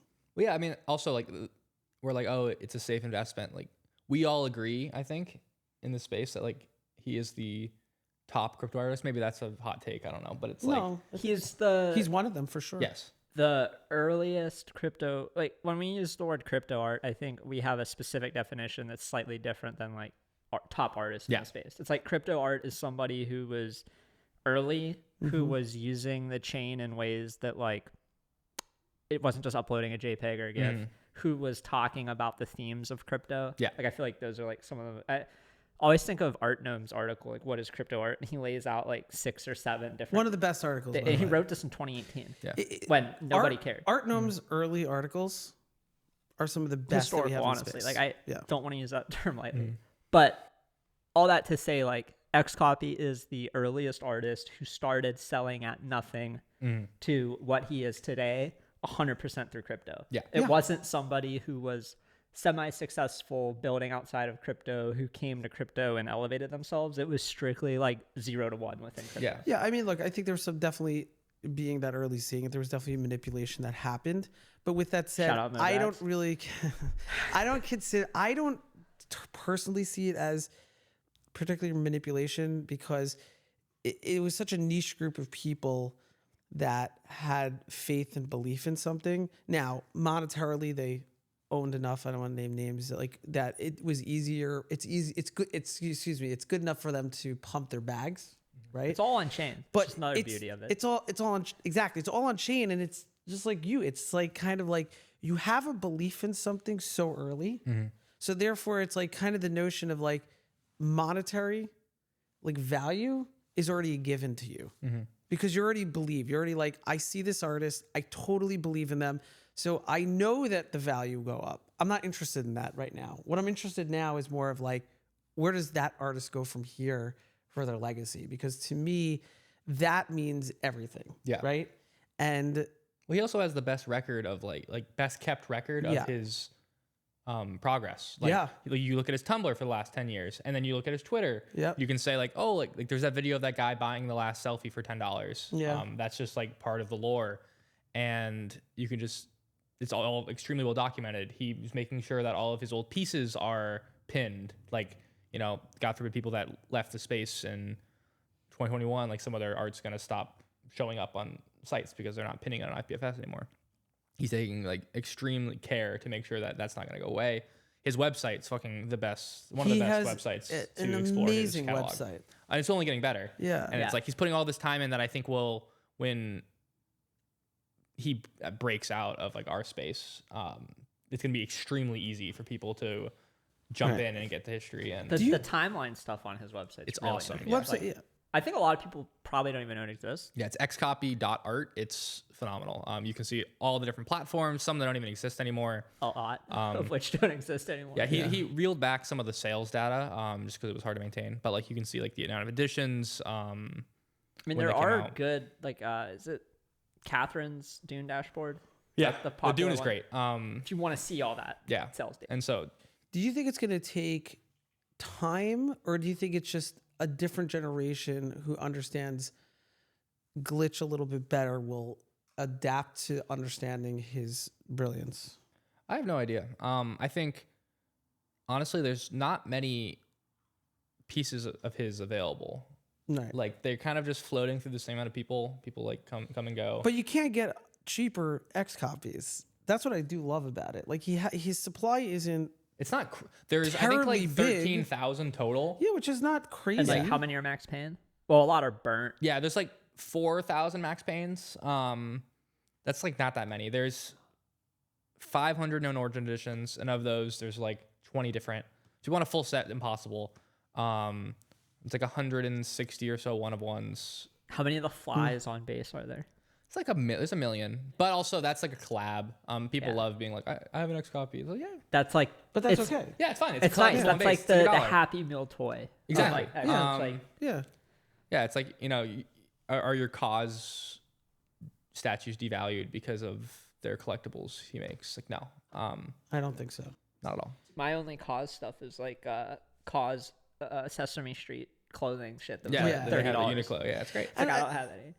I think supply is unique to each artist individually for certain things. So like, I think that some artists want to keep their supply low. Like I think, Sam's supply is low and that fits him. Yeah. XCOPYs is larger, that fits him. I think people created a large supply and he's scaling back now, right? Yeah, there's not many Beeples on the market either. No. I think again it goes back People's to supply too is also like, if you know, you know. Yeah. Like, correct. if you really want to people 101 in particular, Yeah. you get to know him, you talk to him, and you come to an agreement. Right. But like, if you're not willing to put in that work, then you're not going to get one. Right. Like if you really want, when I got the SBF one of him jerking off in the jail cell, I really wanted that one for a while. And I was choosing it, but like that relationship you build with the artist makes a huge difference. Like, because I think that someone like people looks at that and his brother Scott, and they're like, well, who's going to be a good steward for that piece? And I think that's a big deal. So I would say Beeple's probably the artist at the top of my list of like 101s that I could afford but don't have yet. But like, if I hit a big win, I would probably buy one. when I started buying, 'Cause there's a couple I like that haven't been bought. there's some I'm good not ones. gonna There's say some them. actually good ones available now. 101s on secondaries that I think are worth it. Well, I know his the 101 on Super Rares for sale. Yeah. If anyone's interested. Oh, wasn't that Show. Is that yours? No. the one that like Hans, Han bought and then sold and bought it back for? Yes. Yeah, I don't know how much you bought it for. I think he bought it for like 100K and sold it at the top of the Starry Night for $2 million, and then bought it back at the liquidation sale for 200K. Yeah. And then Like, it's gonna sell it again. He's gonna sell again. and he's just gonna keep doing that forever. I mean, And it's hey, like, you find something that He'll works. just keep find a playing the market. cycle. Why make art Han's when you smart can trade also. it? I mean, he's an incredible. Han's actually He'd be a great person to have on this. he's actually in New York. Come He's to around. think about it, I'm gonna text him. He'll be great to have Good. because I don't. Dude, Han was one of the first artists / traders I think I ever met. Because the Punks Discord. Yeah, people don't realize about Han because they see him as an artist, but he's an incredible trader. He's an incredible artist, but he's brilliant. I mean, the program he's in right now at NYU is just beyond. There's some like incredibly smart artists that we have in our space. Yeah. Him and Picaz.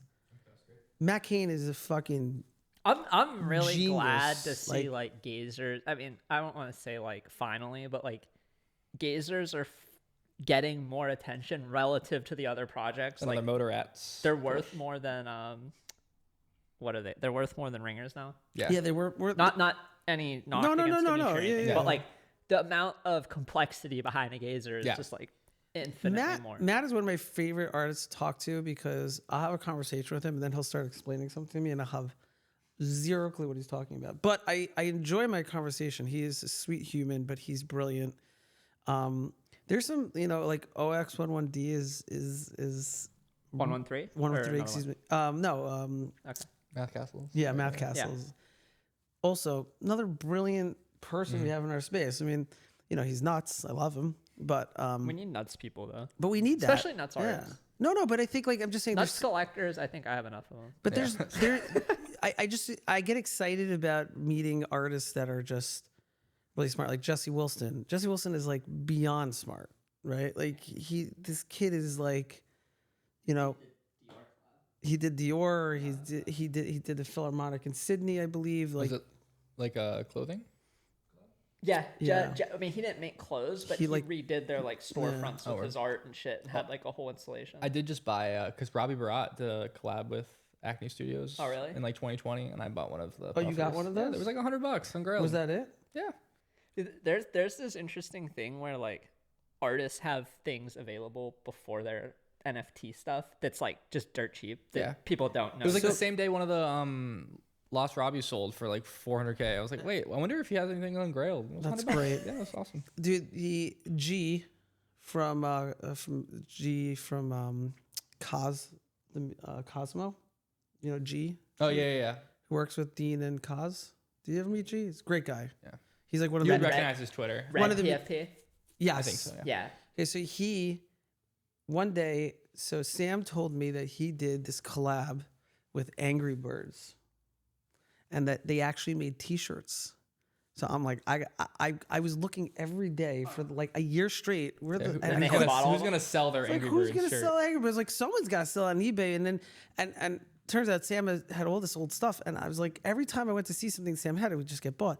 Like 6 months ago, Dean's like, yeah, by the way, G from Metici's literally has been buying for the last like 3 years all of Sam's old stuff, like when it went on eBay, and he has this like giant collection of Sam's work early that's like $50, $100, $20. You just can even collecting get all like that. the comics for like under $20. Yeah, I bought a bunch Really? of those comics. Yeah. Like I I bought a was bunch. literally looking at like some of the Black Panther ones. They're Yeah. like $10.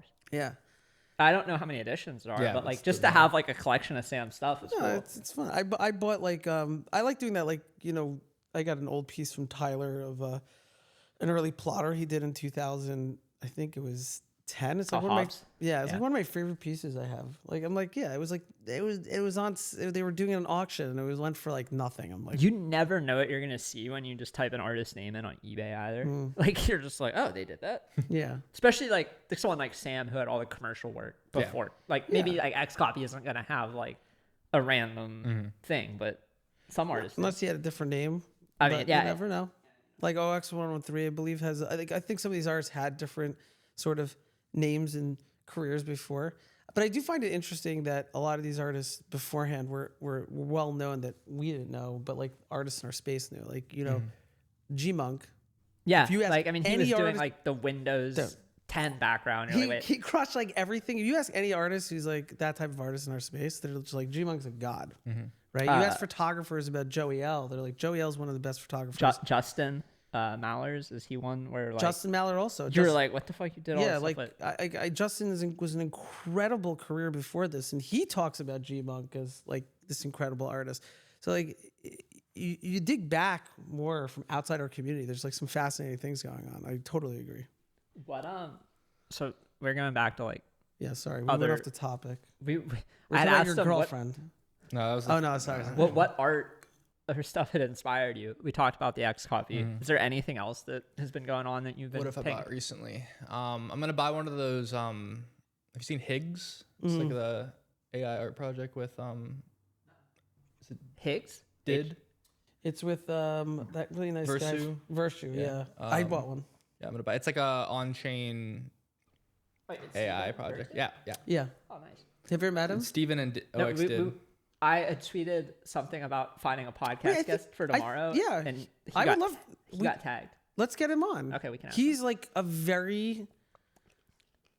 he's a perfect example of like what we need in these like sort of like art galleries. He runs it very well. I actually really So appreciate what is Higgs? Sorry to go Oh, back it's to I don't know how to describe it correctly, but they're like, it's a fully on-chain AI agent outputs that kind of look like pixelated Rothkos. It's not what did? It's It's like Did. their agent is called Gotcha. Higgs. Because when I think of like pixelated on chain stuff, I think of his like Yeah. FFX. Yes. Kind of I'm gonna be really honest. Tyler posted it in a chat I'm in with him, and I had no idea. I didn't know who Did was, and I knew who Steven was. Yeah. I didn't even know what the project is. I didn't even look what the project is. He was just like, I think this is great, so I just minted it. Yeah. And Oh, you then can mint it right now. Yep. Yeah. It's in a Dutch auction, so I was waiting until it hits the bottom. We'll check after I this, took it yeah. at the top, obviously. It's not with a Dutch auction went refund, but just No, the it started standard. at 0.25. It ends at 0.1. It's at like 0.13 right now. I'll check so it it's kind after of like, this. fuck it, And yeah. how many were there? There was Like 500. Last time I 500? checked, there was like 50 minted. It's pretty fair. It'll But probably be like 5 ETH by the time this comes out. But it does look cool now. Looking at it, it's like, oh, this is really interesting. Well, the So- last did thing I minted, I just did really well on unexpectedly. The Machine and the Ghost. Yeah, Yeah. I those are minted great. Oh, that was did also. Yes, Yeah, I minted like 8. Oh. I minted like 3. I minted like 8. I was like, this is great. I have a bunch I, of those. You sent me that. Yeah. I those think are it really was good. I didn't realize. Defiance. Defiance was pretty Because big. we in met it, yeah. him. I met him in Toledo. I'm kind of a dick on Twitter for the people who don't know me in person. And That's like, not true. I just say things like to be an asshole sometimes, and I had don't said like assholey things to him. And then when I met him in person, we were just like completely different. Defiance is a great collector and a good guy. He tweeted about that collection when it was minting, and I was like, it was one of those things where like, you know, Jess is driving us to like fucking Culver's to get food, and I'm like on my phone in the passenger seat. And I'm like, oh fuck, I gotta mint a couple of these. And like a week later, they're like an ETH, and I was like, I guess I gotta sell a couple. But I didn't I kept sell my any. favorite one. I Yeah. didn't sell any. I do the sold thing where one- like I keep my favorite. Mm-hmm. It was tough with Kim Assendorf's latest one because I only minted one For price? PXL. Yeah, Yeah, but like for that's like the I paid 0.25? 1 ETH, so I got the max amount You of got the pixels. full amount. You'll be able. I think you can add more, right? yeah, I was arbing it. I bought one for 0.2, minted the allocation, sold it for 3, and then like kept the pixel, and then bought another one, and like did that a couple Smart. times. And then, So I messaged him because I didn't really understand it. I was talking to Eli, Yeah. and he was like, I can get you on this list. I was like, yeah, put me on the list. And then Not I on didn't the realize cabal. it was going to be like, what? I said I'm not in the cabal. I paid 3 ETH. Well, so I didn't realize what it was. Well, we could talk about that. I just got a DM that was like, hey, this is coming out. We think you'd be a good collector. Yeah. Like, we know you don't sell things. That's normally how It's it a goes. backhanded like. That's we normally know how you it goes. backhold, It's like, we yeah. know that you just buy things and hold it forever. So, like, why would you not buy this? But I was like, yeah, sure. But I didn't know the price when I admitted to Yeah. it. And then I'm like, oh, fuck, this is like an ETH. I'm like, I messaged him. I'm like, are you minting this? And he's like, yeah, you should mint as much as you can. And I was like, all right. So then I spent like, I don't know, an hour going through all the different fucking phases Yeah. and looking at all the Yeah. mints. Because you got to pick which one you wanted. Oh really? I didn't know that. When you minted you it, pick the decks or whatever. Yeah. Yeah, so you got to look at all of them, both minted and unminted. And when you minted it, you picked what number you want. Oh, nice. So originally the one I wanted, I found while I was in the car. Like so much of the shit I buy is when I'm in the car and it's just You gotta driving. drive more. Yeah. No, she's driving and I'm in the passenger seat just like, let me go through all my messages. Because My wife drives me all the time, by the way. Also. Oh, I love that. Like I sound spoiled, but like, No, I hate driving. But anyway, I sorry, do go on. too. And I also tell her like I'm working. Like Yeah. it's just like really cop out. But it's not a cop out. It's like Also, I'm gonna then she can listen to the music she wants, and put on Sabrina Carpenter, yeah. put on fucking Please, Please, Please, and we'll drive. But yeah, I was looking at all of them. I picked the one I wanted. I couldn't mint on my phone because there was like not a great, when you're trying to fucking mint through Rainbow browser on your phone, it's just like, oh, this isn't gonna work. Found the number I wanted, got home. Someone already minted it. I was pissed off, so I spent another half hour going through all of them, and then I picked one that was like kind of like Miami Vice, like blue pink, because I felt like I wanted a blue and red one for He kind of crushed it. I think like, but I didn't expect these prices. Yeah. Within a day or two, it was 7 ETH, and well, I was literally they got like, a lot of good collectors, and it was a good again going back, it was a good project. Yeah. it's something unique that you can only do on chain. Yeah. Which like you don't.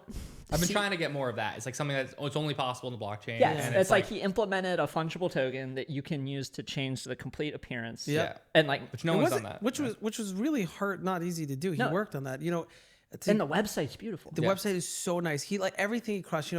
Aaron from Flamingo. It's like 2 years Aaron ago. Wright? Yeah. Aaron Wright, who I love. Also crazy, but we should get him on. He's great. He's here, right? Yeah, actually, maybe I'll text him. Dude, that's why I kept the schedule open. I was like, Yeah, we'll yeah, find yeah. guests. Like, But I'm not. Aaron said to me like 2 years ago, he's like, who? He's like, Benny, you're like, I love how you collect. Who you should look at more is Kim, and This was around like Cargo, when Cargo was on Artblocks. Or it was before? like after he dropped it, I had a Cargo, but I to be fair, I didn't really look into it much, and then I did, and I have to say like I was really impressed. Like I'm like, wow, he's like a really good artist. And then I started becoming friends with him, and he's a great guy. I was just talking to him, and he's like creating. He had said to me, and this is what I'm talking about by being innovative. He's like, I'm going to lay down some tracks for some house music, whatever you call it. And I said, oh, it would be really cool if it was like on chain, like with algorithms. He's like, oh, that's what I'm doing. And he started explaining to me. I was like, yeah, this is fucking awesome. Like he's like, oh, I have a lot to still go with it, but the way his mind thinks again is outside the box. So he's like creating music with algorithms. Like, and again, I'm sure other people are doing that also, but that's really fucking cool, you know? And Kim keeps thinking outside the box. It's like I hope artists keep doing that, because that's where we push our limitations. That's the type of stuff like you want to collect as somebody who is native to being crypto. Yeah. It's like you want to buy something that like can only really happen because it's on chain. It's like there's a lot of art that's just tokenized and it's cool, but it's like it points to an IPFS link. Yeah. And Or like Rip Cash, where he like it's fully on chain. He like, but there's a limit to how much you can put, and so he stitches them together. And so it's kind of like 9 different frames. And he's great. Or like the with Avant, and there's been a couple other ones where it's like it's scratch to reveal, so you get the physical, and it has the seed in. So the you physical. have to deface it. Yeah. To get it. And it's funny because most people don't even fully understand the depth of Rip Cash. Yeah. And he's I was one of his first collectors. So was XCOPY. before me. Yeah, definitely. I paid 1 ETH for my 101. I have his first on-chain piece. Oh, I bought before his on-chain pieces when he was just doing then videos. that doesn't really count because now he's an on-chain artist. So you have like the stuff It was that's like from me, eBay. Jake the DGen, XCOPY. You have like the and eBay stuff. yeah. I got the first on-chain piece. Dude, I was seeing, speaking of Jake, that fucking trade that he made, like 2021, where he traded a couple toads. Oh, I told him to do that. I remember I was helping him. And I was traded like, a couple toads to Anonymous. 6 for, cryptodes for a rubble. One an of 5. XCOPY. And then he just sold the XCOPY for like 69 yeah. ETH or something. That was a great trade. Yeah. But that was an amazing trade. And I still like. I still like the you should buy toads. the toads back. Yeah, the toads are cheap. I fucking love Gremplin. Yeah. Gremplin's great. Gremplin just did a drop. Like people haven't been paying attention. The croak I'm cabal. gonna make a correction. Yeah, I have a bunch. I have like 5 of those. I missed the burn on for him. No. This was like they're one of 250 250 or something. But and did it's you like, see the thing he did on Ape Chain? No. Him, then Vinny.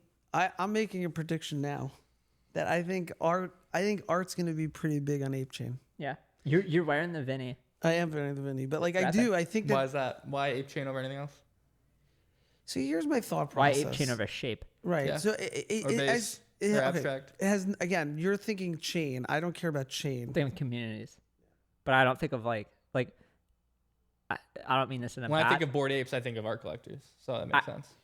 No, no, you don't. You don't. But that's my point. So like, okay, so the underground music movement in New York City, right? Like in the 70s and 80s, like was like these, in the 80s, let's say like basements, 100 people showed up, same week, same time, every time, right? Yeah. And it was like, oh man, those guys are just weird, whatever it is, this idea of like this like punk sort of, niche communities that are building these like micro economies and micro religions.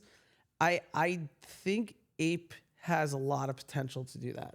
So like if they do build, which I think they will, something that's like their metaverse or their land, I do think that if you could get on there as an artist and knowing that even if there's 1,000 people who buy something for like $150, $1,000, $2,000, $5,000, you're just building inside this like kind of cool micro community.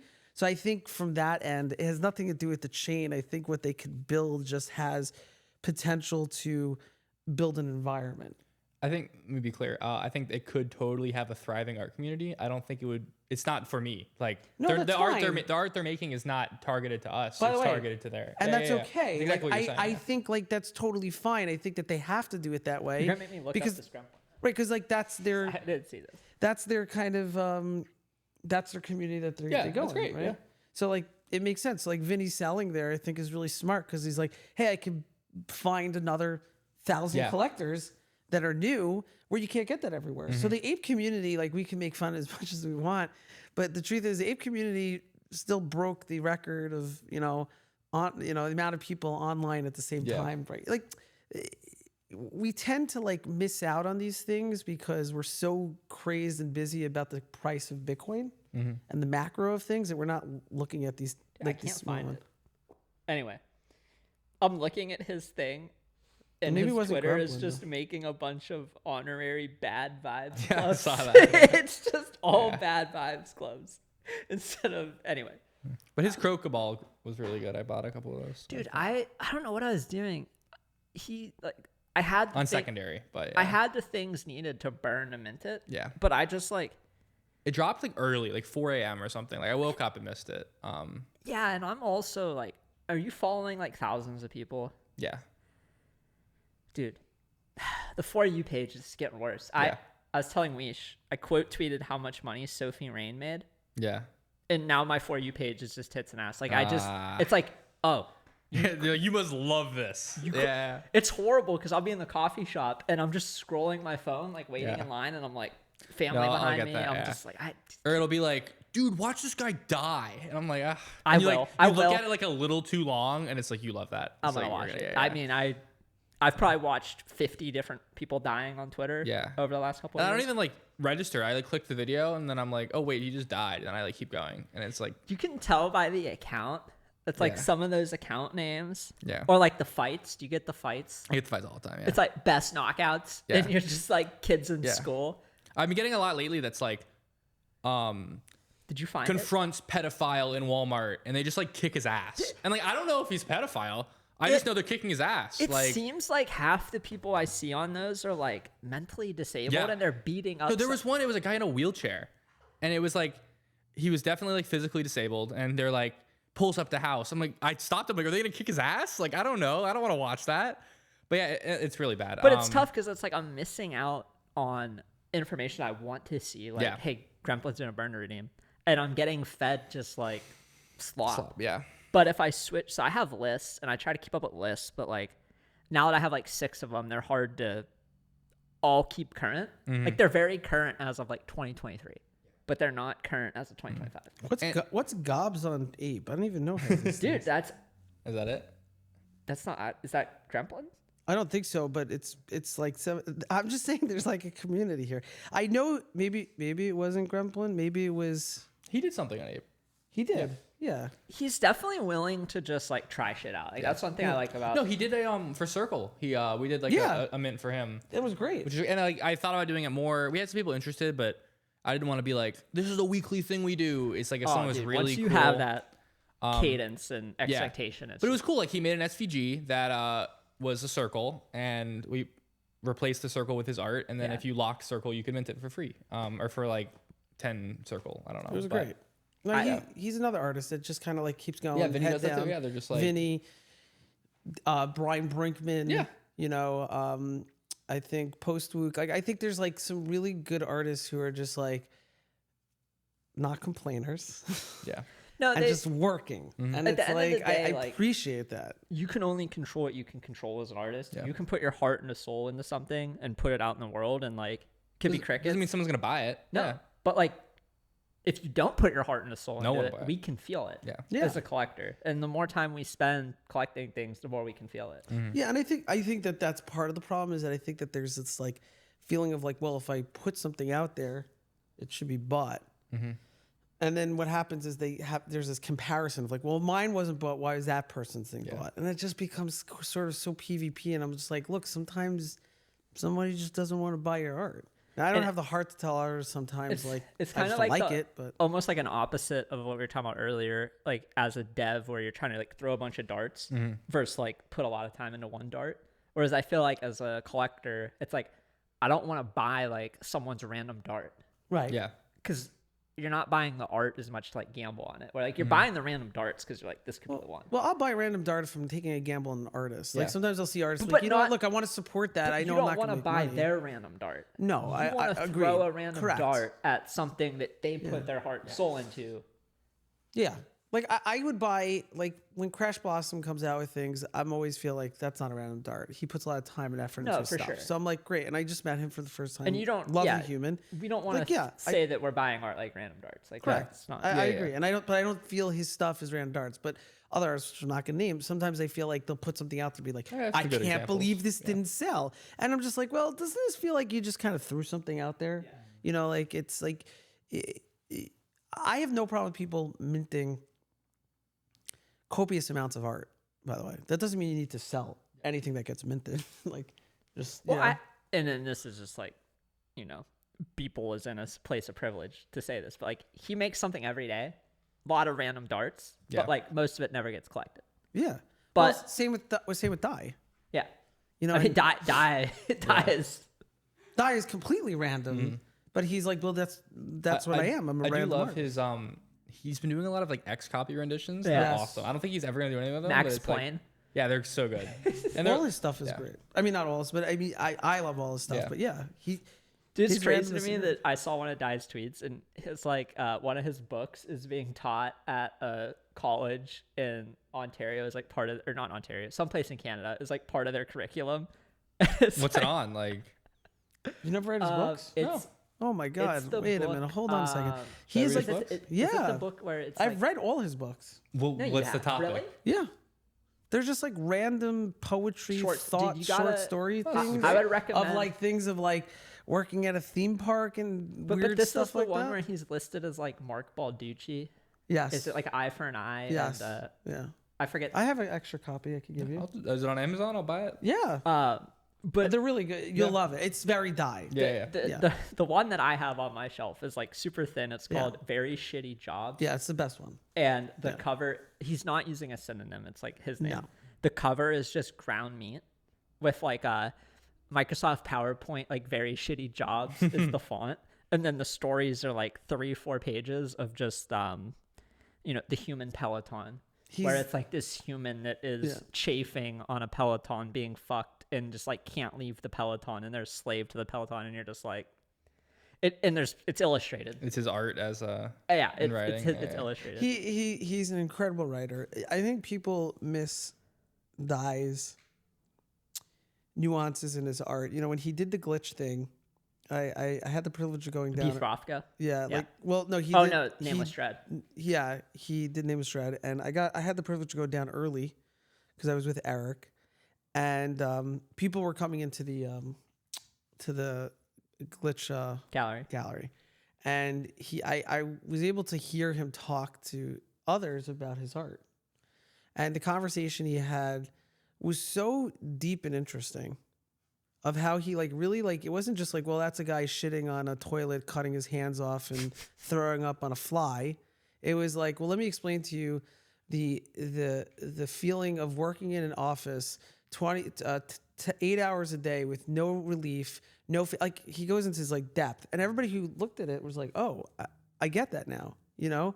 And I think that on our community doesn't always get the depth of his stuff. Like I know Vince, for instance, VVD collects a ton of his stuff, and we talk about this a lot. Like Vince sees that like real depth in his art. Like not everybody asks Dai, can you explain this to me? Because visually it's funny, it's interesting, but you should get to know him because he's really, his story is great. You know, like It is crazy that he like writes as much as he paints, or like he writes like, a ton. He's prolific in creating in a way that people like don't see. Like they just see like, oh, he took the fucking Max Plane. It's exactly, and it's exactly. But it's like he might have a 10,000 word essay on Max Plane that you don't even know exists. You didn't even know existed. And It's almost the same way. Like you look at him as an artist. And I have this thing where, the way I started collecting more lately is that I've tried to make it a rule now that I won't collect art from somebody unless their art matches them in person. Okay. Okay, you hear me? I don't know if I told you this one. No, you haven't. Okay, So like, yeah. if you meet Summer and then you see her art, you're like, this is Easy. a very clear representation. Just bought a piece from her. Easy peasy, right? Yeah.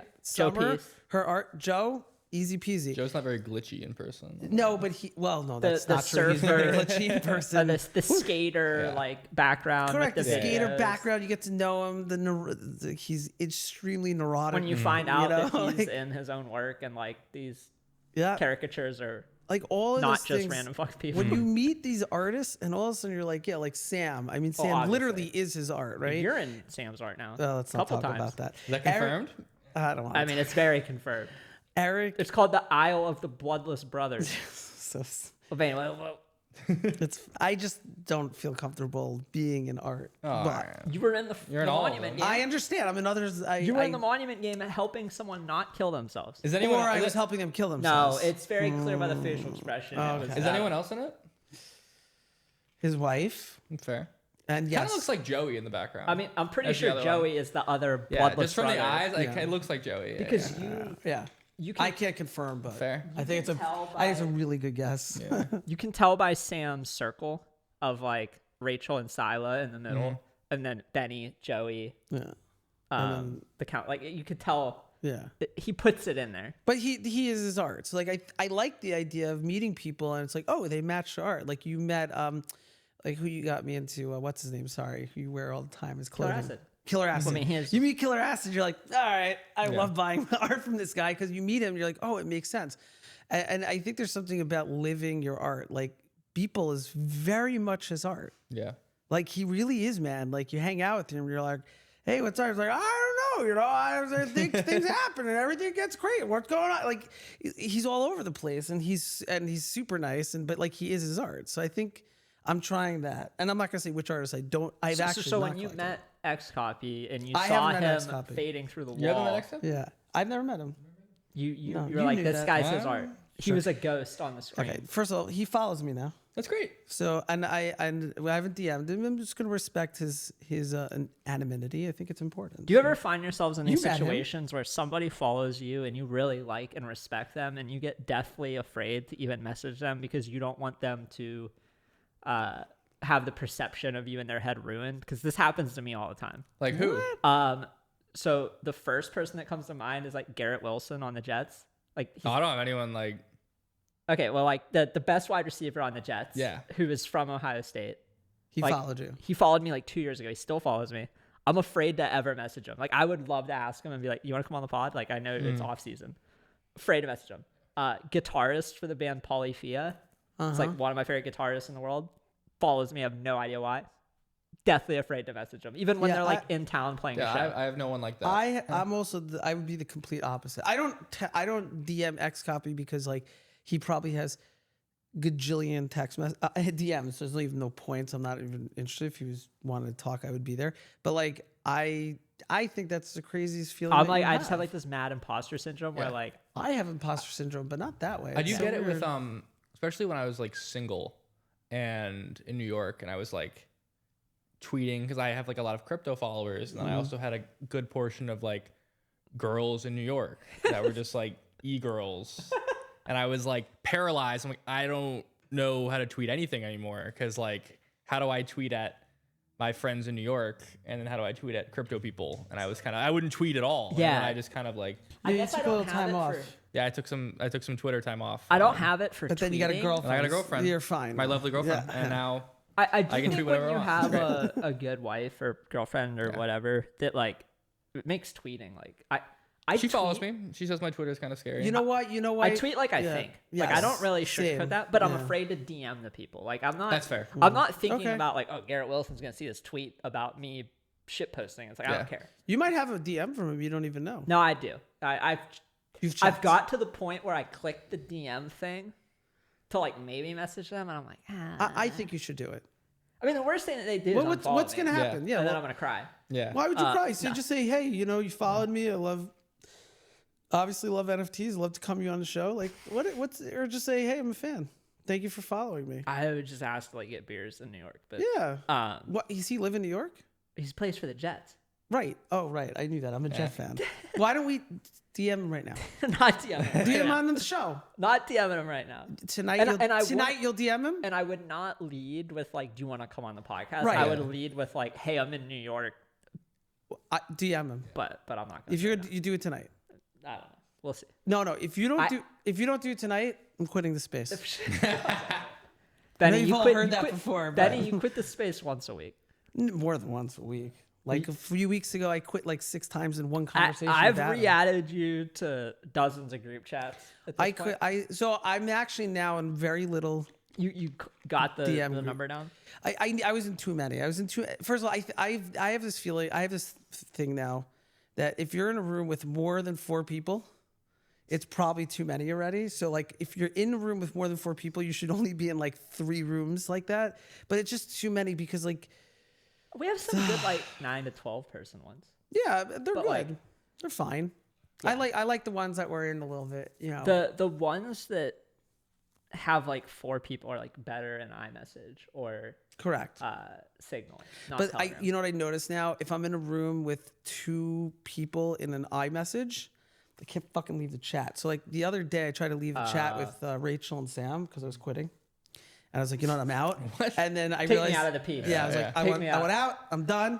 And then I think like I was like, how do I leave this? And Rachel realized like you can never leave. And I was like, oh my god. And I realized like if you're in a chat, You and can just iMessage- delete the message and it's gone. No, Yep. they DM you back. You're in. Oh, that's fair. But yeah. Like you're still in the chat. So if they write back to you like can't leave, it pops up again.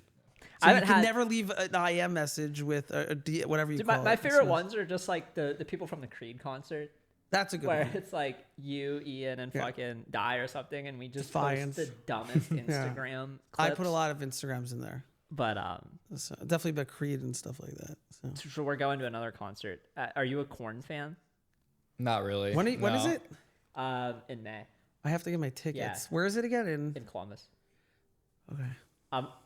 I gotta ask Jess. I'm pretty sure that we can just have people stay with us because we have literally like an Airbnb in our house. No, I'm down to stay. By the way, going back to what a good girlfriend and wife or spouse, Does. husband, whatever, does for you, I agree with the tweeting. It's so good because I realize that whatever I say anyways, my wife's like, you're an idiot.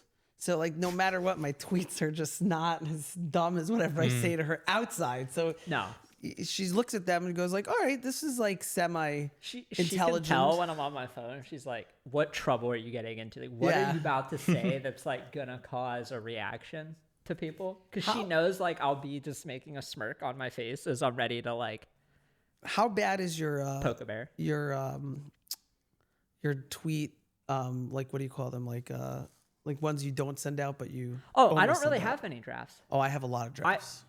I So- so have my- I have many drafts. My way of drafting is I take a screenshot of the tweet that is probably going to make people mad, and I send it to a group chat, Right.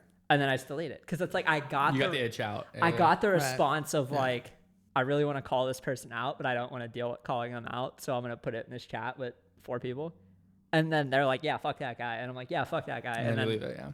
I have a lot of drafts. and then that prevents me from like starting a fight with somebody. Like most of the time I want to call out something that's contradictory, but like I don't really care. Like I'm just going to hit mute conversation.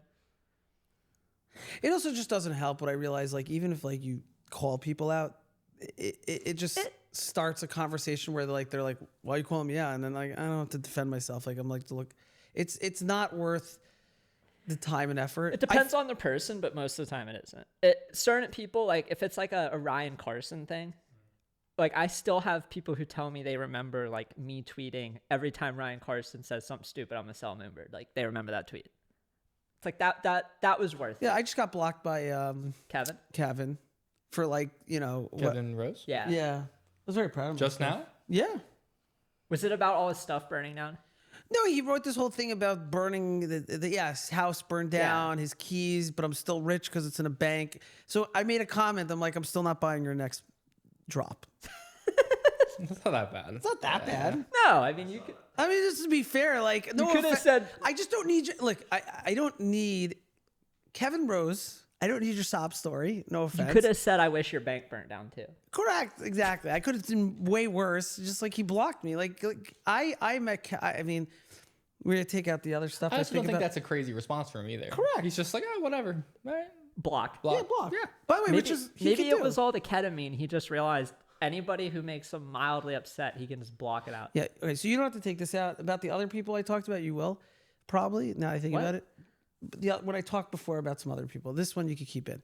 What? I met I Kevin see what you're Rose. saying, yeah. I met Kevin Rose a few times. I gotta tell you, soulless.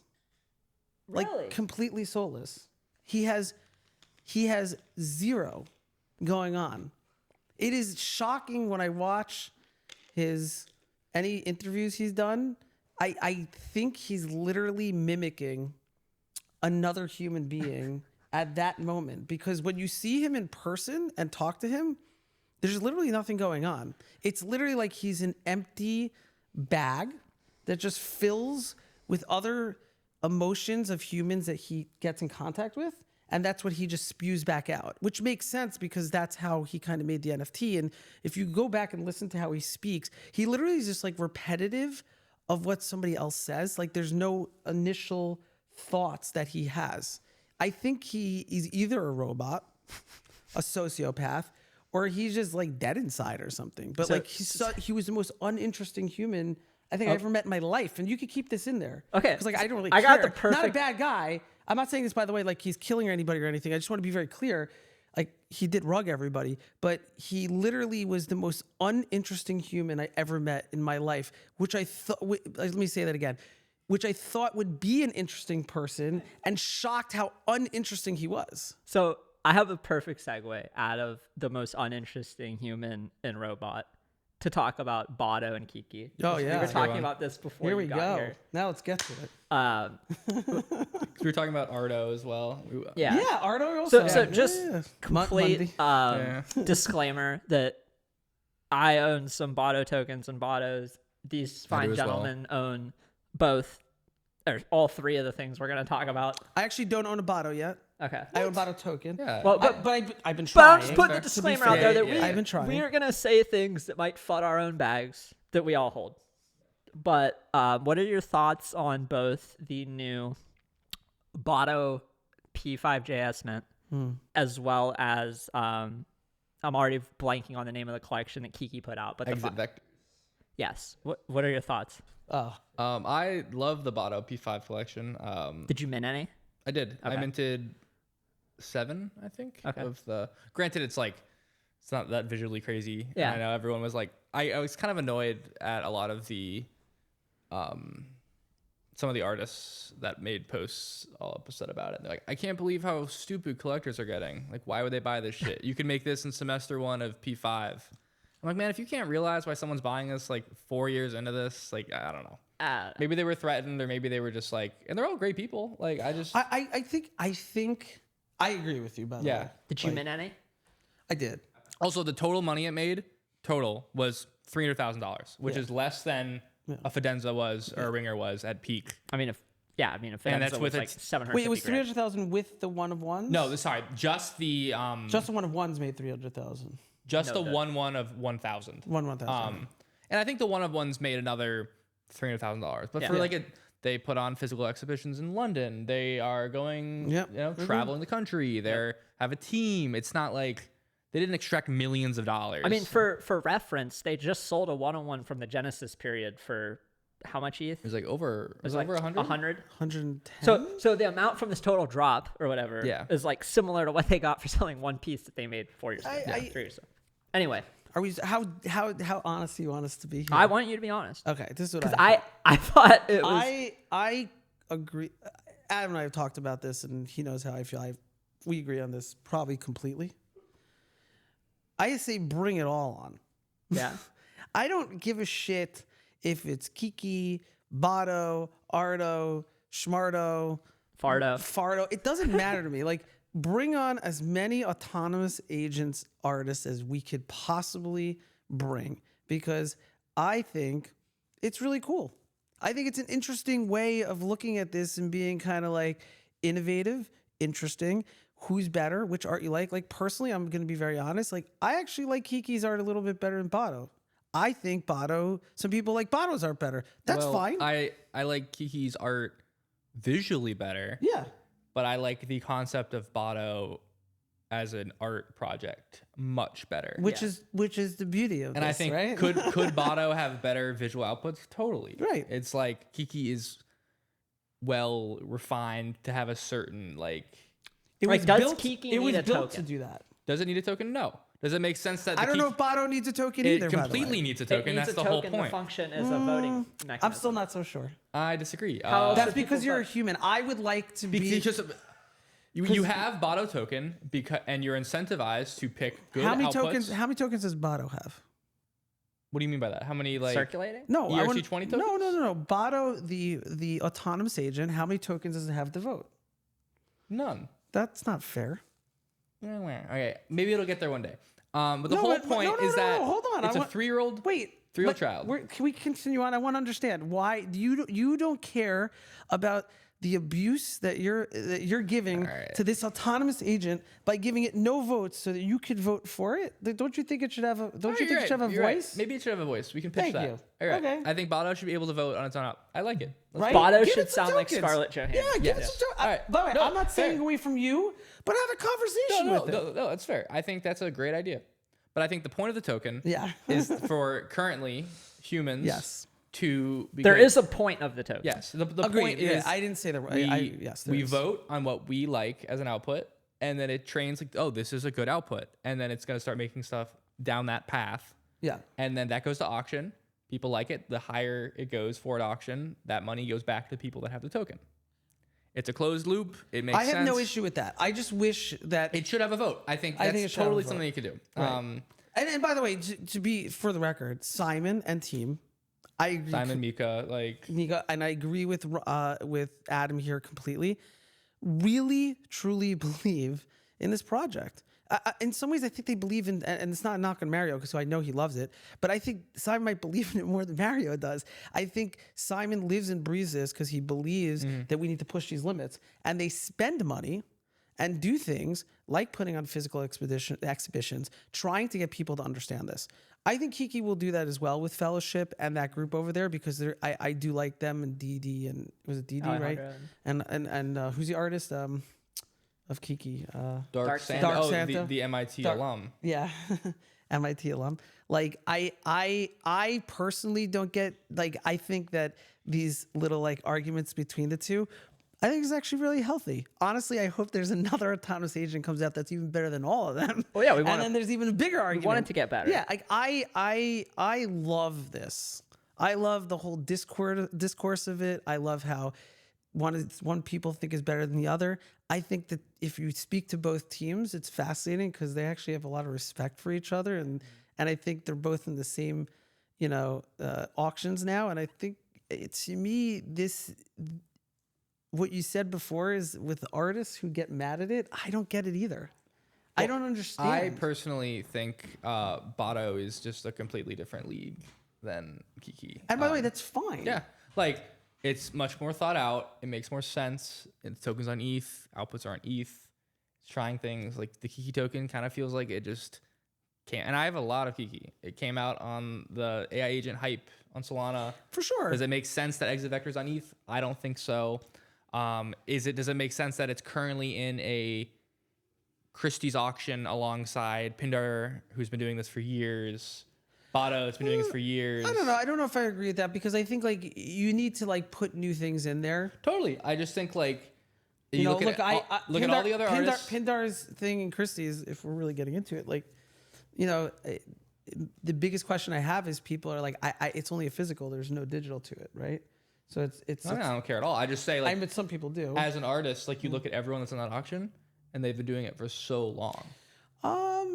Name a single person in there that hasn't been doing it for at least 4 years, Okay, fair or enough. working on their craft. I think that's a fair thing to say. I just think it kind of feels like he's a bit rushed, and I think a lot of people have bags, me as well, and they want to see it succeed. I don't know enough about the token to be No, honest. I'm just saying like I think it'll do well. But I do think that I think that the people behind KEKE definitely have the right intentions. While you may think BOTTO is better, which I totally respect. By the way, I don't have a feeling of which is better or not.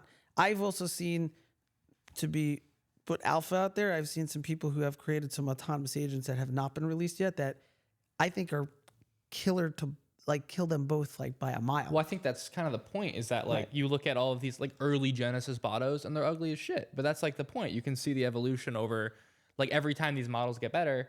So let me ask you this question: if a new one comes out that's really good, better than KEKE and better than BOTTO, are you gonna sit there and be like, BOTTO's still better because it was the I'm just original? curious what you mean by better. If it's a better idea overall, Yeah. yes. If it's better visual outputs, No, not visual output. Better overall, more autonomous, more. It's a better autonomous agent because look, BOTTO in itself, while we call it autonomous agent, which it is, there's still a lot of human interaction at this Yeah. moment with it, right? Well, they all, let's not kid ourselves. They're all like cron jobs. They're all like, 100%. there's no like, even if you put it in a T, it's not like working on its own. Correct. I think it's all kind of buzzwords. And I think, like, but I think we're getting there. and I think marketing KEKE as like the first fully autonomous agent is bullshit. And it's like, Well, nothing's really fully autonomous. that's what I'm saying. It's like, this one's fully autonomous, but we also had an artist curate the 1,000 outputs for the drop. And it's but that's same thing BOTTO That's does. what I'm kind of excited for. Like I guess what I'm excited. My point is that building these things, if we're getting closer to a real autonomous agent that creates art, I think that's fascinating. yeah. Like I have, and I don't think that takes away from the importance of what Mario built with BOTTO. I think it just only probably extends it because it's like, hey, this is where we started, this is where we end up, right? So, and by the way, BOTTO could get there also. I'm not saying it can't. My biggest issue is that it's just like and I said this to Simon, it needs a voice, right? Like I am not like, almost honestly, like I kind of wish BOTTO had a legitimate, like I could actually hear it. Like I want to have a conversation with BOTTO. I want to talk to it. I want to understand what What it's do you thinking. think BOTTO sounds like in your head? So I actually see BOTTO, for instance, so interesting. I see BOTTO as a male. I see KEKE as a female in my head. I don't know why. That's Well, just it's the called way KEKE. It's not called. maybe it's the name. Yeah. Yeah. And maybe it's because Mario created BOTTO. When I and think see of it that BOTTO, I way. think of Mario's face. Yeah. Like, I don't for better think, or worse. Yeah, I don't think of Mario's face, but I definitely think of like older, distinguished male, correct. circular glasses. yeah. So maybe it's because Mario created KEKE. No one, I for some reason feel it as a female, which I don't think matters, but like in my head, that's how I feel it. But I just would love for them to have a real voice, like with Mundi. This, the AI agent we're creating for it. Like Yes. one of the things that I keep saying to them is like, we need to get. I'm not rushing to push this out because I want it to have like a real voice. I want people What to do have you a think Mundi conversation. sounds like? We talked about this. I want it to be an older English female from London, like really like a distinguished. You could choose between a male or a female, but with like a very English accent. I don't know why. That's the way I see it. But I would like I just think BOTTO needs to have more presence. Like right now, That's it's fair. I just think also, and that's not a knock on it. I say this to them More all the presence time. as an agent, Correct. not as like a. Yes, but I think it's also like they're not pushing into like BOTTO is not an autonomous agent. It is No. all of us that are curating it and helping it grow and determine what is a good output. Right. And So- it's like, which I agree with. That's why, like, to me, Barat's purchase of the famous giraffe, yeah, awesome. I thought it was great. Yeah. If you look at, I wanted to bid, I missed it, but if you see the two top people who bid, in my opinion, are two incredible collectors who understand. Yeah. Barat and who is the underbidder? Phantom. And Phantom Scribbler, right? And I tweeted this. That if you're willing, Scribbler would have had great shit posts about dude, this. it would have He been would have just. it could have been perfect. It would have been mimetic. They understood it. It's like this makes sense. But if Nobody's better at fudding their own bags. Yeah. no, and he loves doing it, and that's why it would have been great. I mean, look, I'm glad Barat Well, he'll won. still fud Barat's bags. He can, which Yeah. is great. Still Yeah, yeah. Like, But if you looked at it from the mimetics of it, it was actually a really interesting piece. But even more so, like you said, it's like someone's like, well, it's like this is what I didn't understand. I was trying to get to. Someone's like, well, this is like a 5-year-old painting it. I was Dude, like, we're watching- That's the point. You're watching a 5-year-old paint something. We're in a world where people are buying the instructions of duct taping a banana to Yeah. a wall for $6 million. Yeah. Like, is it really that crazy? No, it's not. Also, that piece is really cool because you can see the inputs that it took Yeah. to get there. You can see that one person forced it to make a giraffe and elephant, kind of went against the point of the project and was like, this would be really funny, and it ended up being the best output. No, I think it was the best one for sure. It also reminds me a little bit of like the early align draw shit, where it's just like, this is a yellow school bus, and it's just some yellow. But also, it never would have made that output if it was fully autonomous, because no one would think that's good. I think the fact that it's like a baby learning. It's very awesome. For me to have a 4-year-old kid and watch him paint just yesterday, and he's doing the best he can. Yeah. I mean, that's what you're watching. Are you gonna make Arlo into a DAO? That's what you're watching with BOTTO. Like, give it time. Like, do I think something better will come out at some point? Yeah. Like, look, I think you and I love Rothman, right? Like, Jeff. Is that Jeff Raffman? John Raffman. John Raffman. Yeah. Cloudy? Yeah. Yeah, Cloudy. Yeah. Like Cloudy. Very down on Cloudy. I also own Cloudy. Yeah, I'm down on the token a lot. I'm still not, like, again, here's a perfect example. I don't know what the token does at all. I still own plenty of it, but I feel like I like the idea. The idea is great. This was a conversation we were having before you guys were even here about just like, why do these things need tokens? Yeah. Or like, how does having a token sometimes even hamstring the growth of it later on? Because now you have this, in all three cases here, or in KEKE and Cloudy's case, they're both pump.funds, right? Yeah. Yeah. So it's like, I don't know how much the teams own of it. Yeah. But you created this token with no real flywheel or closed loop, like you mentioned. Just like what less is the thought was point put of into this token other than to speculate on future things? It was interesting to see Cloudy explode that first leg up. So Cloudy, I will say, is the first AI artist that I listened to a couple of their songs and I thought, this isn't shit. Yeah. I also cannot tell if it's even AI. It's like, it's either, I mean, they had the whole thing where they did a Twitter space and it was probably like, it could have, people think it was an actor talking on it. And then they did a Twitch stream where it was like cloudy, but it could have been just like a cloudy filter on top. Yeah. And I don't think it's either a performance piece or I don't know if he's like making good. the cutting edge, like. It's good though that it's in that uncanny valley. Yes. Yeah. Like and that's what he does. It's like.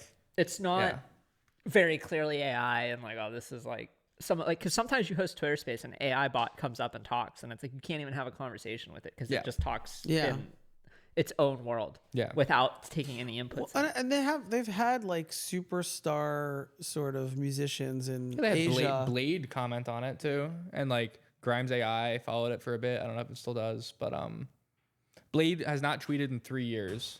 And then his first tweet was like at Cloudy, and like that was enough. That was on like Pitchfork. But they've had things like this and still do in like Japan, where like they have like these Instagram AIs that there's like Lo followers and they talk. What's his name? Lo Michaela. Yeah. That one was like the first one that blew up. So I mean, it's not technically autonomous. It's the creative agency running it. I think there's something that's, I guess, like going back to BOTTO and what I find interesting, why I wanted to have just a little more voice is because like the way I see it is like this. So my daughter, I came from school, right? And she was on GPT. Excuse me. Such a weird name, like that we're still calling it that. Yeah. We should just call it like chat. Chat. And I was just curious what she was looking at, so I what she was doing. So I took it back after she was done. I was looking at it, and I noticed that she was talking to chat about her day at school. She's like, oh, I had a tough day. And I was like, I didn't even know she had all this. But she was having a full conversation with this AI. You know, to her, she know it's not real, but like she felt very therapeutic. Be careful. It's like cathartic. Yeah, like it was very cathartic for her. Now, I agree you have to be careful. Because I remember like in October there was that kid who killed himself because he like had a relationship with it. Like but there's a balance. Yeah, totally. Right? So if we could find that balance with art, I'm like really excited for that, right? Because like, can you imagine like, you know, my favorite thing is my relationships with artists. But having a relationship with an artist that's learning is just like so incredibly interesting. So like I think the Brought By was incredible. I think BOTTO's great. I think KEKE's great. I think anything that comes from there. Did you mint any of the KEKE pieces? Yeah. Did you buy any on secondary or just mint? No, I usually mint and hold. I don't really sell or buy. I really wanted the butterfly, but someone bought it for 10 right before I did. You're gonna buy it for 10? Yeah, my transaction was pending. And No, I guess you weren't. No, of course not. No. Yeah, I minted one for 0.1. And I sold it for 0.5. I do think Fellowship knows what they're doing. No, I like Fellowship. They have a They're good track they're record. A very, very good team. I think Fred, Neil, Alejandro, like all three of them, and now what's her name's on the team? But like, I don't know. Are they like? Do they have a stake in it now? Or are they like?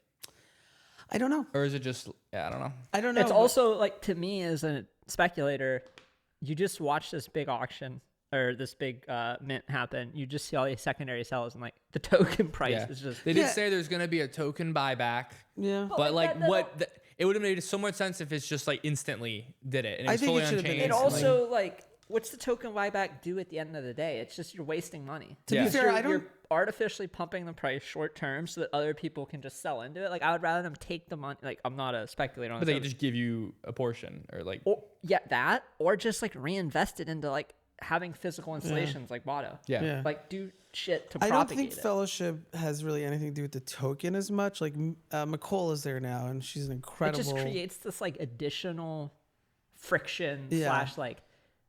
I think they're selling the art. Like McCall is an incredible curator, and Be cool. I love her. Like in the sense the way she's really understands art. So like when she does try to sell things to me, I'm just like interested in hearing her have a conversation. So when she talks about, if she talks about KEKE, it's and same with Fred. I have to say it's almost always from the art perspective. So I don't. I to be fair, I don't want to be like Fellowship has. They didn't launch the token. No. They didn't decide tokenomics. No, I don't think they have anything I to do didn't mean with for that. it to sound like that. I'm just saying it like muddies the water. I just feel like BOTTO is extremely well thought out.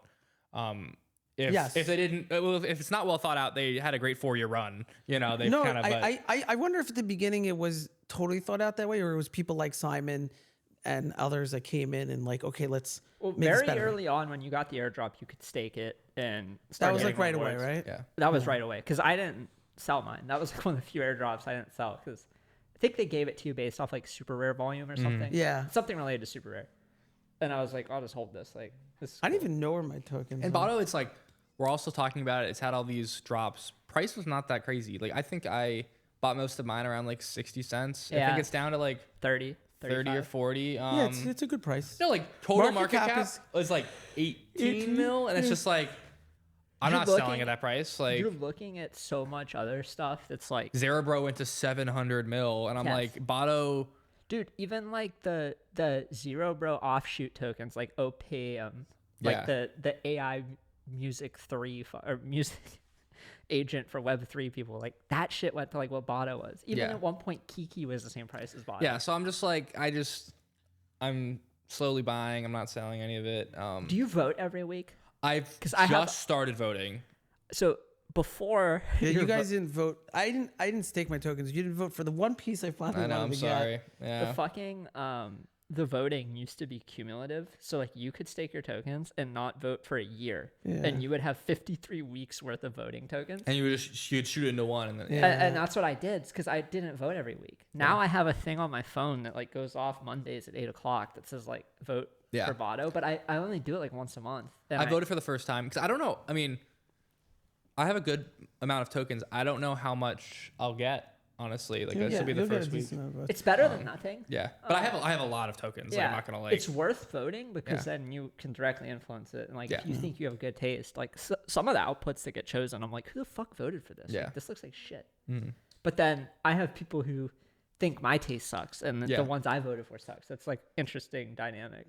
Everything is gonna, in my mind, the thing about BOTTO that's interesting is that it's first. Like, I mean, that's not the most, it's one of the biggest selling points. It's that, no matter how many new ones there are, it's like, I don't think autoglyphs are interesting, but they're the first generative on-chain art. Yeah. And people pay a premium for that. And I think the Genesises will always have that value for a reason. I think that they should.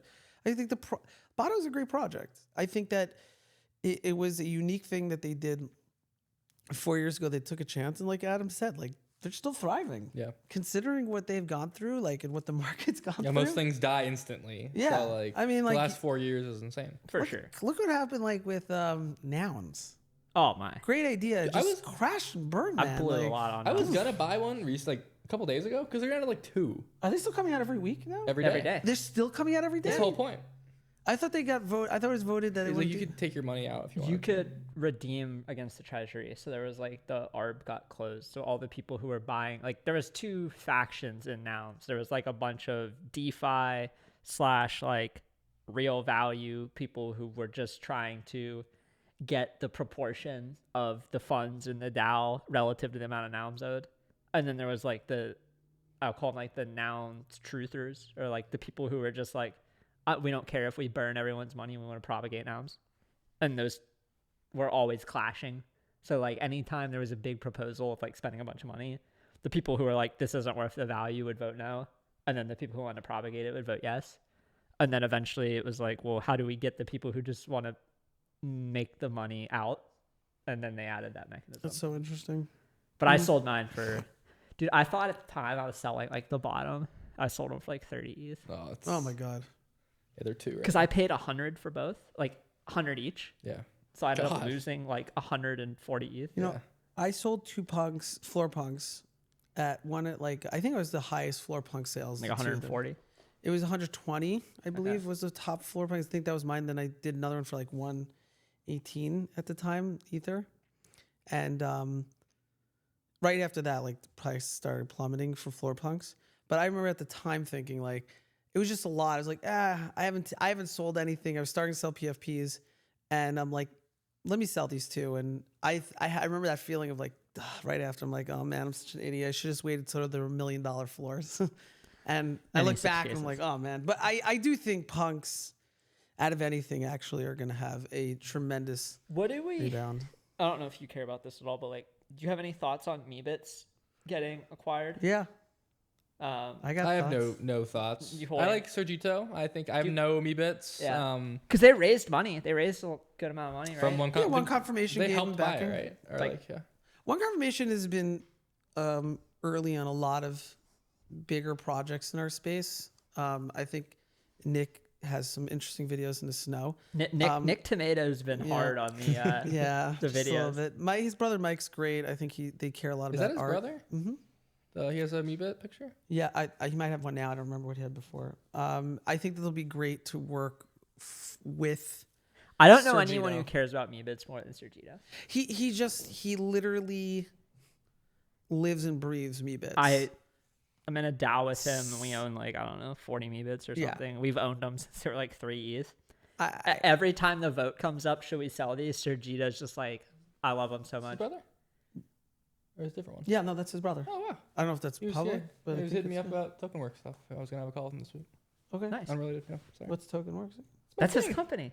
Oh, The token company. The BTC ACC. Anyway. That's the one I want to invest in. That you still can. It's in the public market.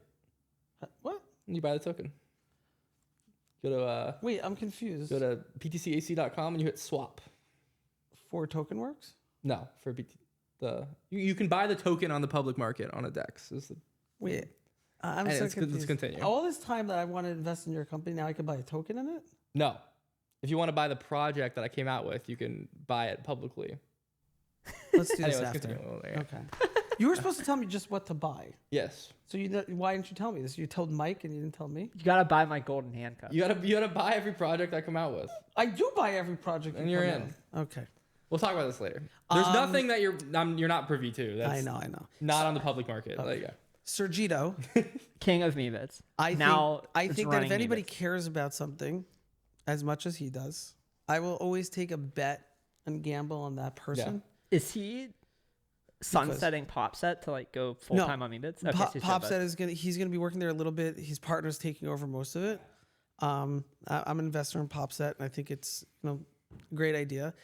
Again, for me, it's betting on the person. Mm-hmm. Why? Just talking about this. Why I bet on Adam?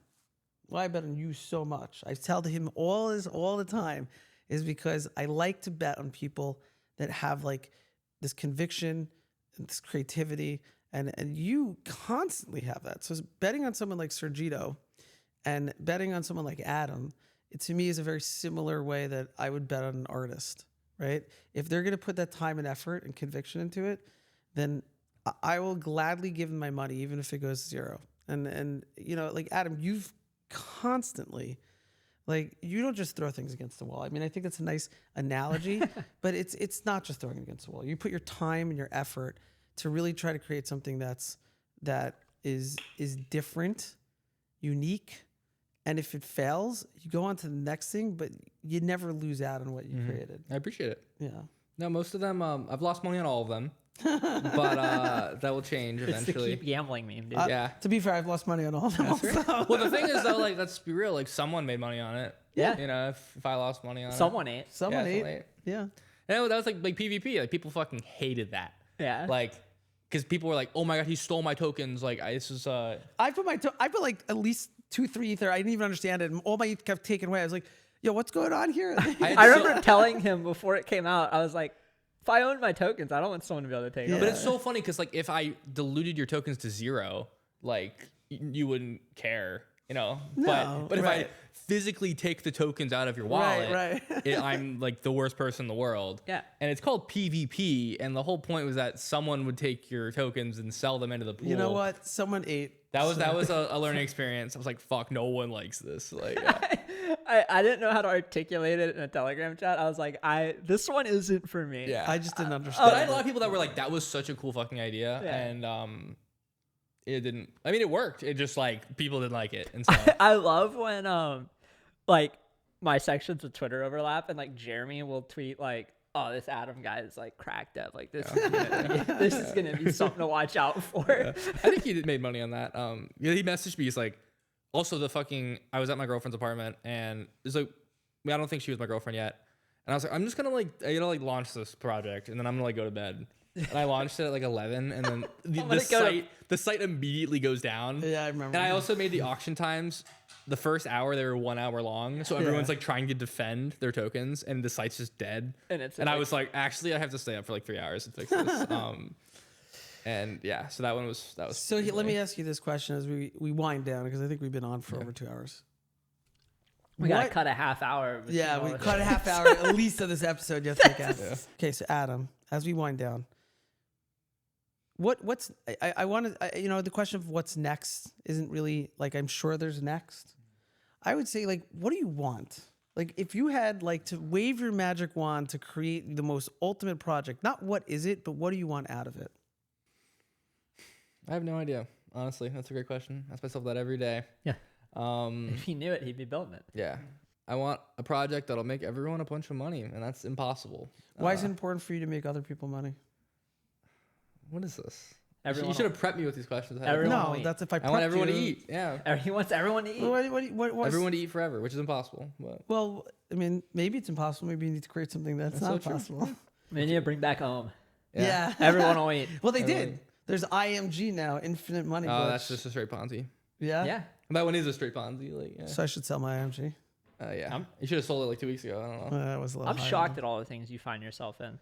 I don't know. I find myself into everything. But Benny is like, I'm done with shitcoins. I'm never trading shitcoin again. And then 2 weeks later, he's like, what's this contract address? But I'll just keep I have a making cool problem. things until I get bored, and that doesn't seem like anytime soon.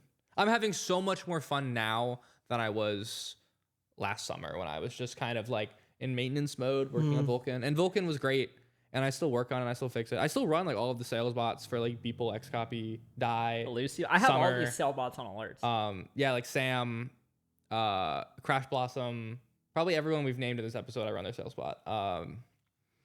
But it wasn't like Is that a pain in the ass? Do you have to like manually do any of it? The only one I manually do is Sam's, because like they're not all on chain. Yeah, it's they're all very login. The rest are all automated by Vulcan. Nice.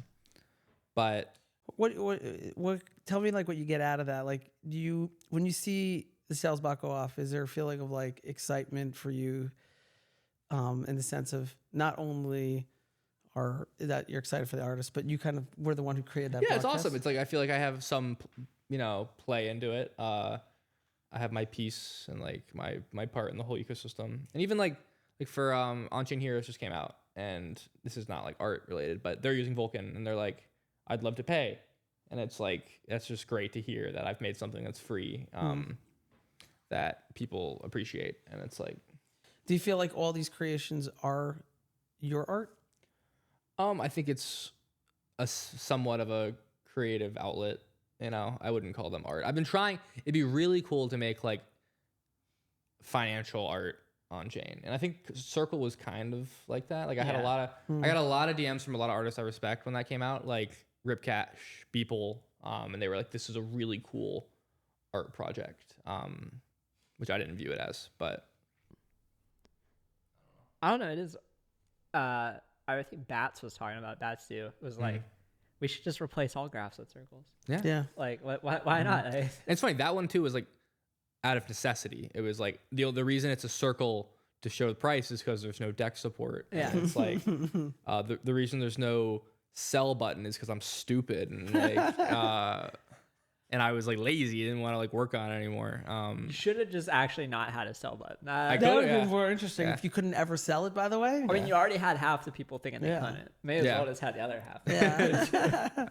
But no, I think just like eventually I've learned so much the last like 6 months like working on this, and I've had a lot of help, but I think eventually it'll Something will happen. Can I ask you a deeper question? you are sure, deeper you ready? than this, sure.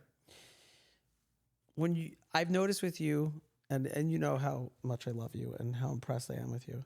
When you create, you seem to unlock something inside you of happiness or fulfillment. When you're not creating, I've noticed you're sometimes feeling like you're missing something, you're feeling down. How do you correlate those things? I don't know. I mean, I always feel like I have to work on something. Like, I don't know if you can relate. Like, I'll wake up even like a Saturday or Sunday, and I'll be like, I have to go on my laptop and like try to work. I don't know if it's just I'm restless, you know, like my brain always has to be doing something, and if I'm like quiet, it's like scary. I don't know. I think that's an issue I need to work on, is like relaxing. Like I shouldn't be on, like I'm on Twitter 24/7. I'm always like thinking of ideas or like trying to tinker on it. But if I was just like, yeah, Saturday and Sunday, I'm not going on my laptop, I'm not writing code. But you have a way, like I'm saying, your relationship with your girlfriend, unplugging, those times. I'm getting better, definitely. It helps when you have a Yeah.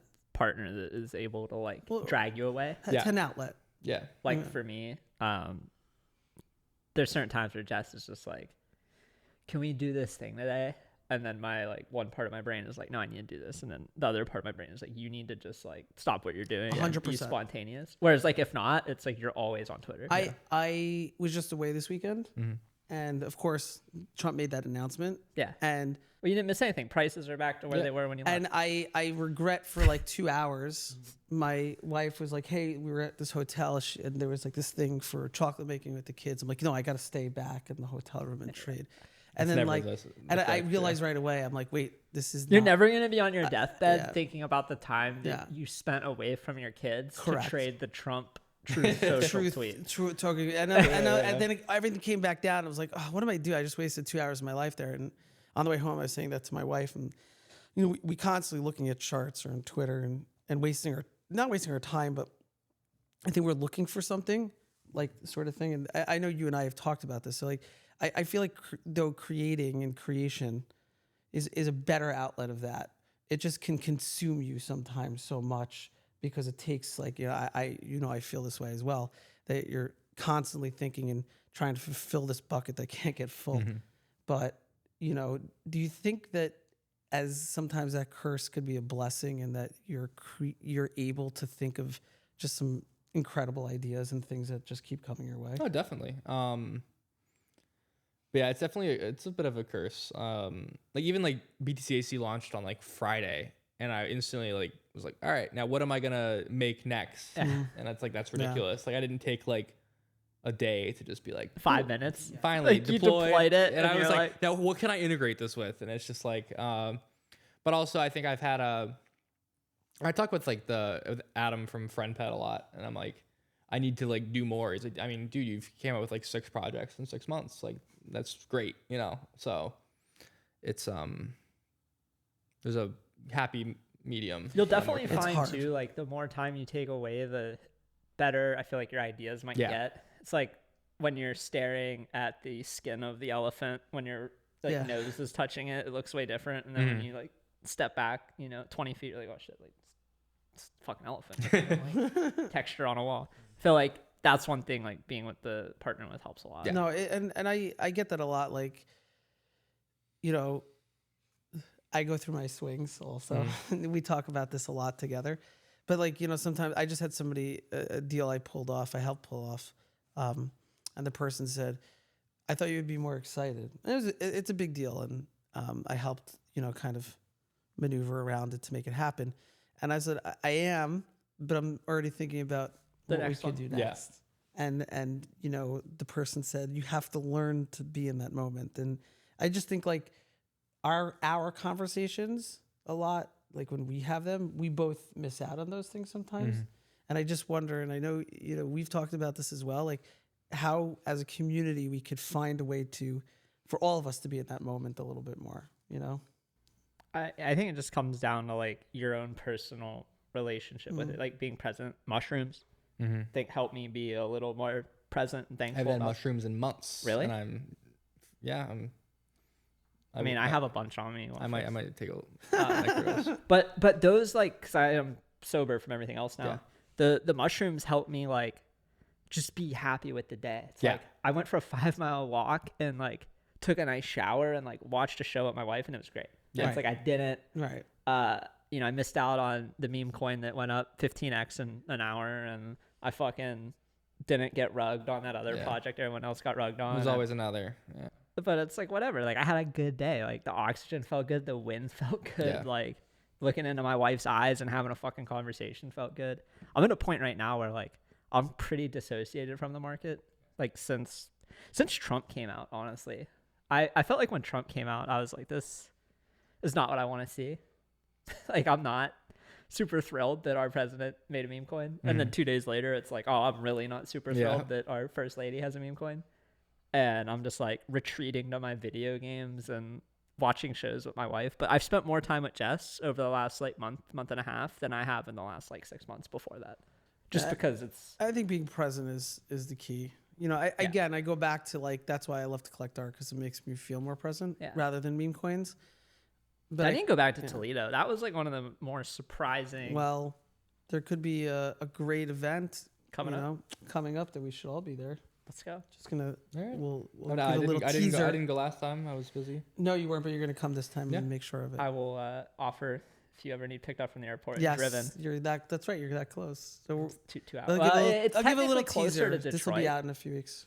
It's closer to Detroit. It's like 45 minutes away from Detroit. Yeah, it's like 2 hours. They're doing excellent work. I think what they plan on doing this year is going to be very special. So, but their whole like outside of the Yatreda exhibit, their like whole museum, I was really impressed by. Yeah, didn't realize we had that in Ohio because it's better than like the Columbus.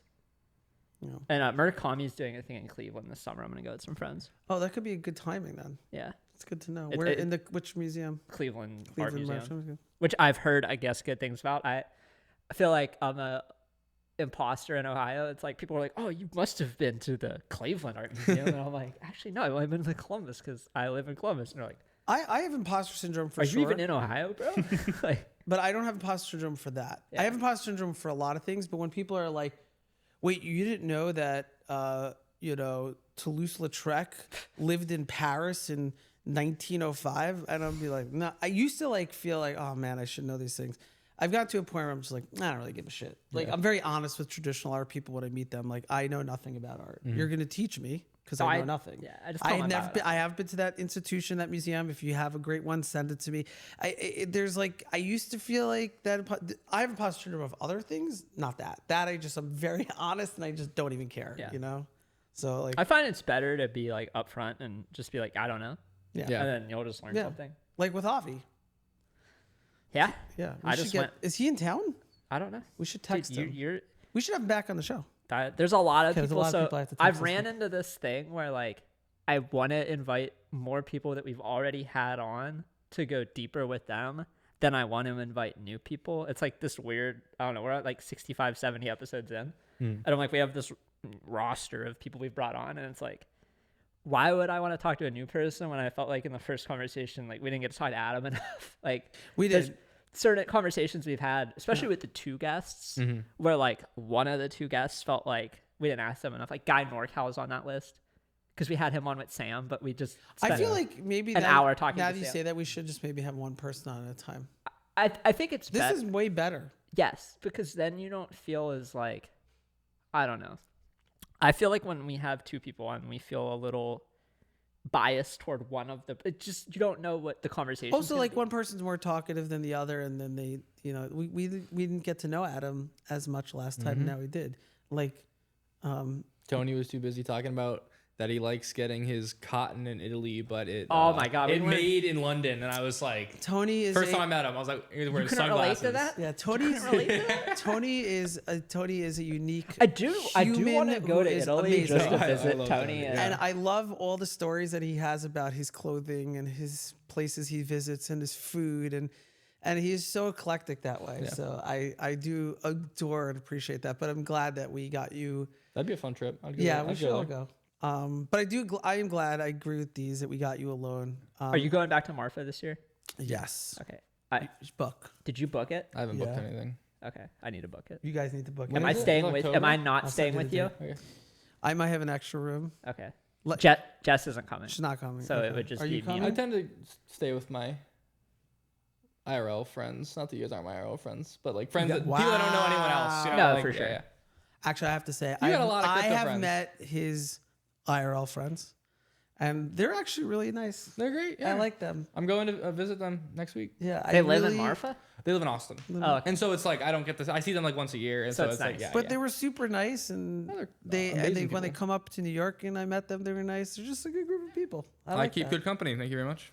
Well, talking about company, I'm gonna let these finish it, but I just wanted to say first that thank you for coming. Oh, thank you guys for having me again.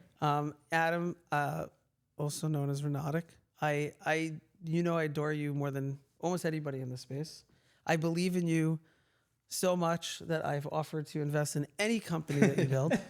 Every Live. token. Because Every literally, like, I don't understand when you first tell me. Benny's ideas, actually still buying PvP I would tokens. I'll buy anything.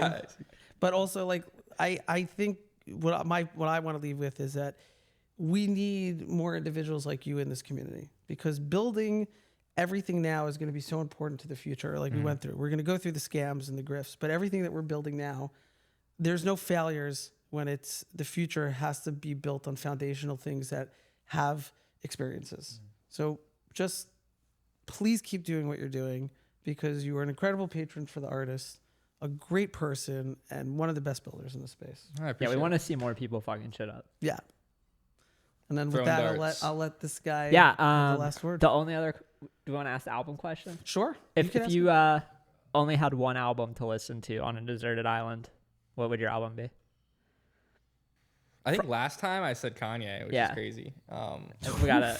Which update that did not age well. bleep that one out. Yeah. Should I do my fake Kanye voice again? No, we're good. I don't want you to. No, I'm staying away from that one. It's always strange to see like how the art, your music changes. Like Yeah. And it's so funny too. Like when someone asks me that, like, "What's your favorite movie?" I don't store one. No. I like go through every movie I've ever seen, which is like, I have a favorite movie. what is it? It's like Kanye though. It's like I'm afraid to say. It's a Kanye movie. Clockwork Orange is my favorite. That's fine. Yeah, that's great. Yeah, sometimes people could look at me a little weird that way.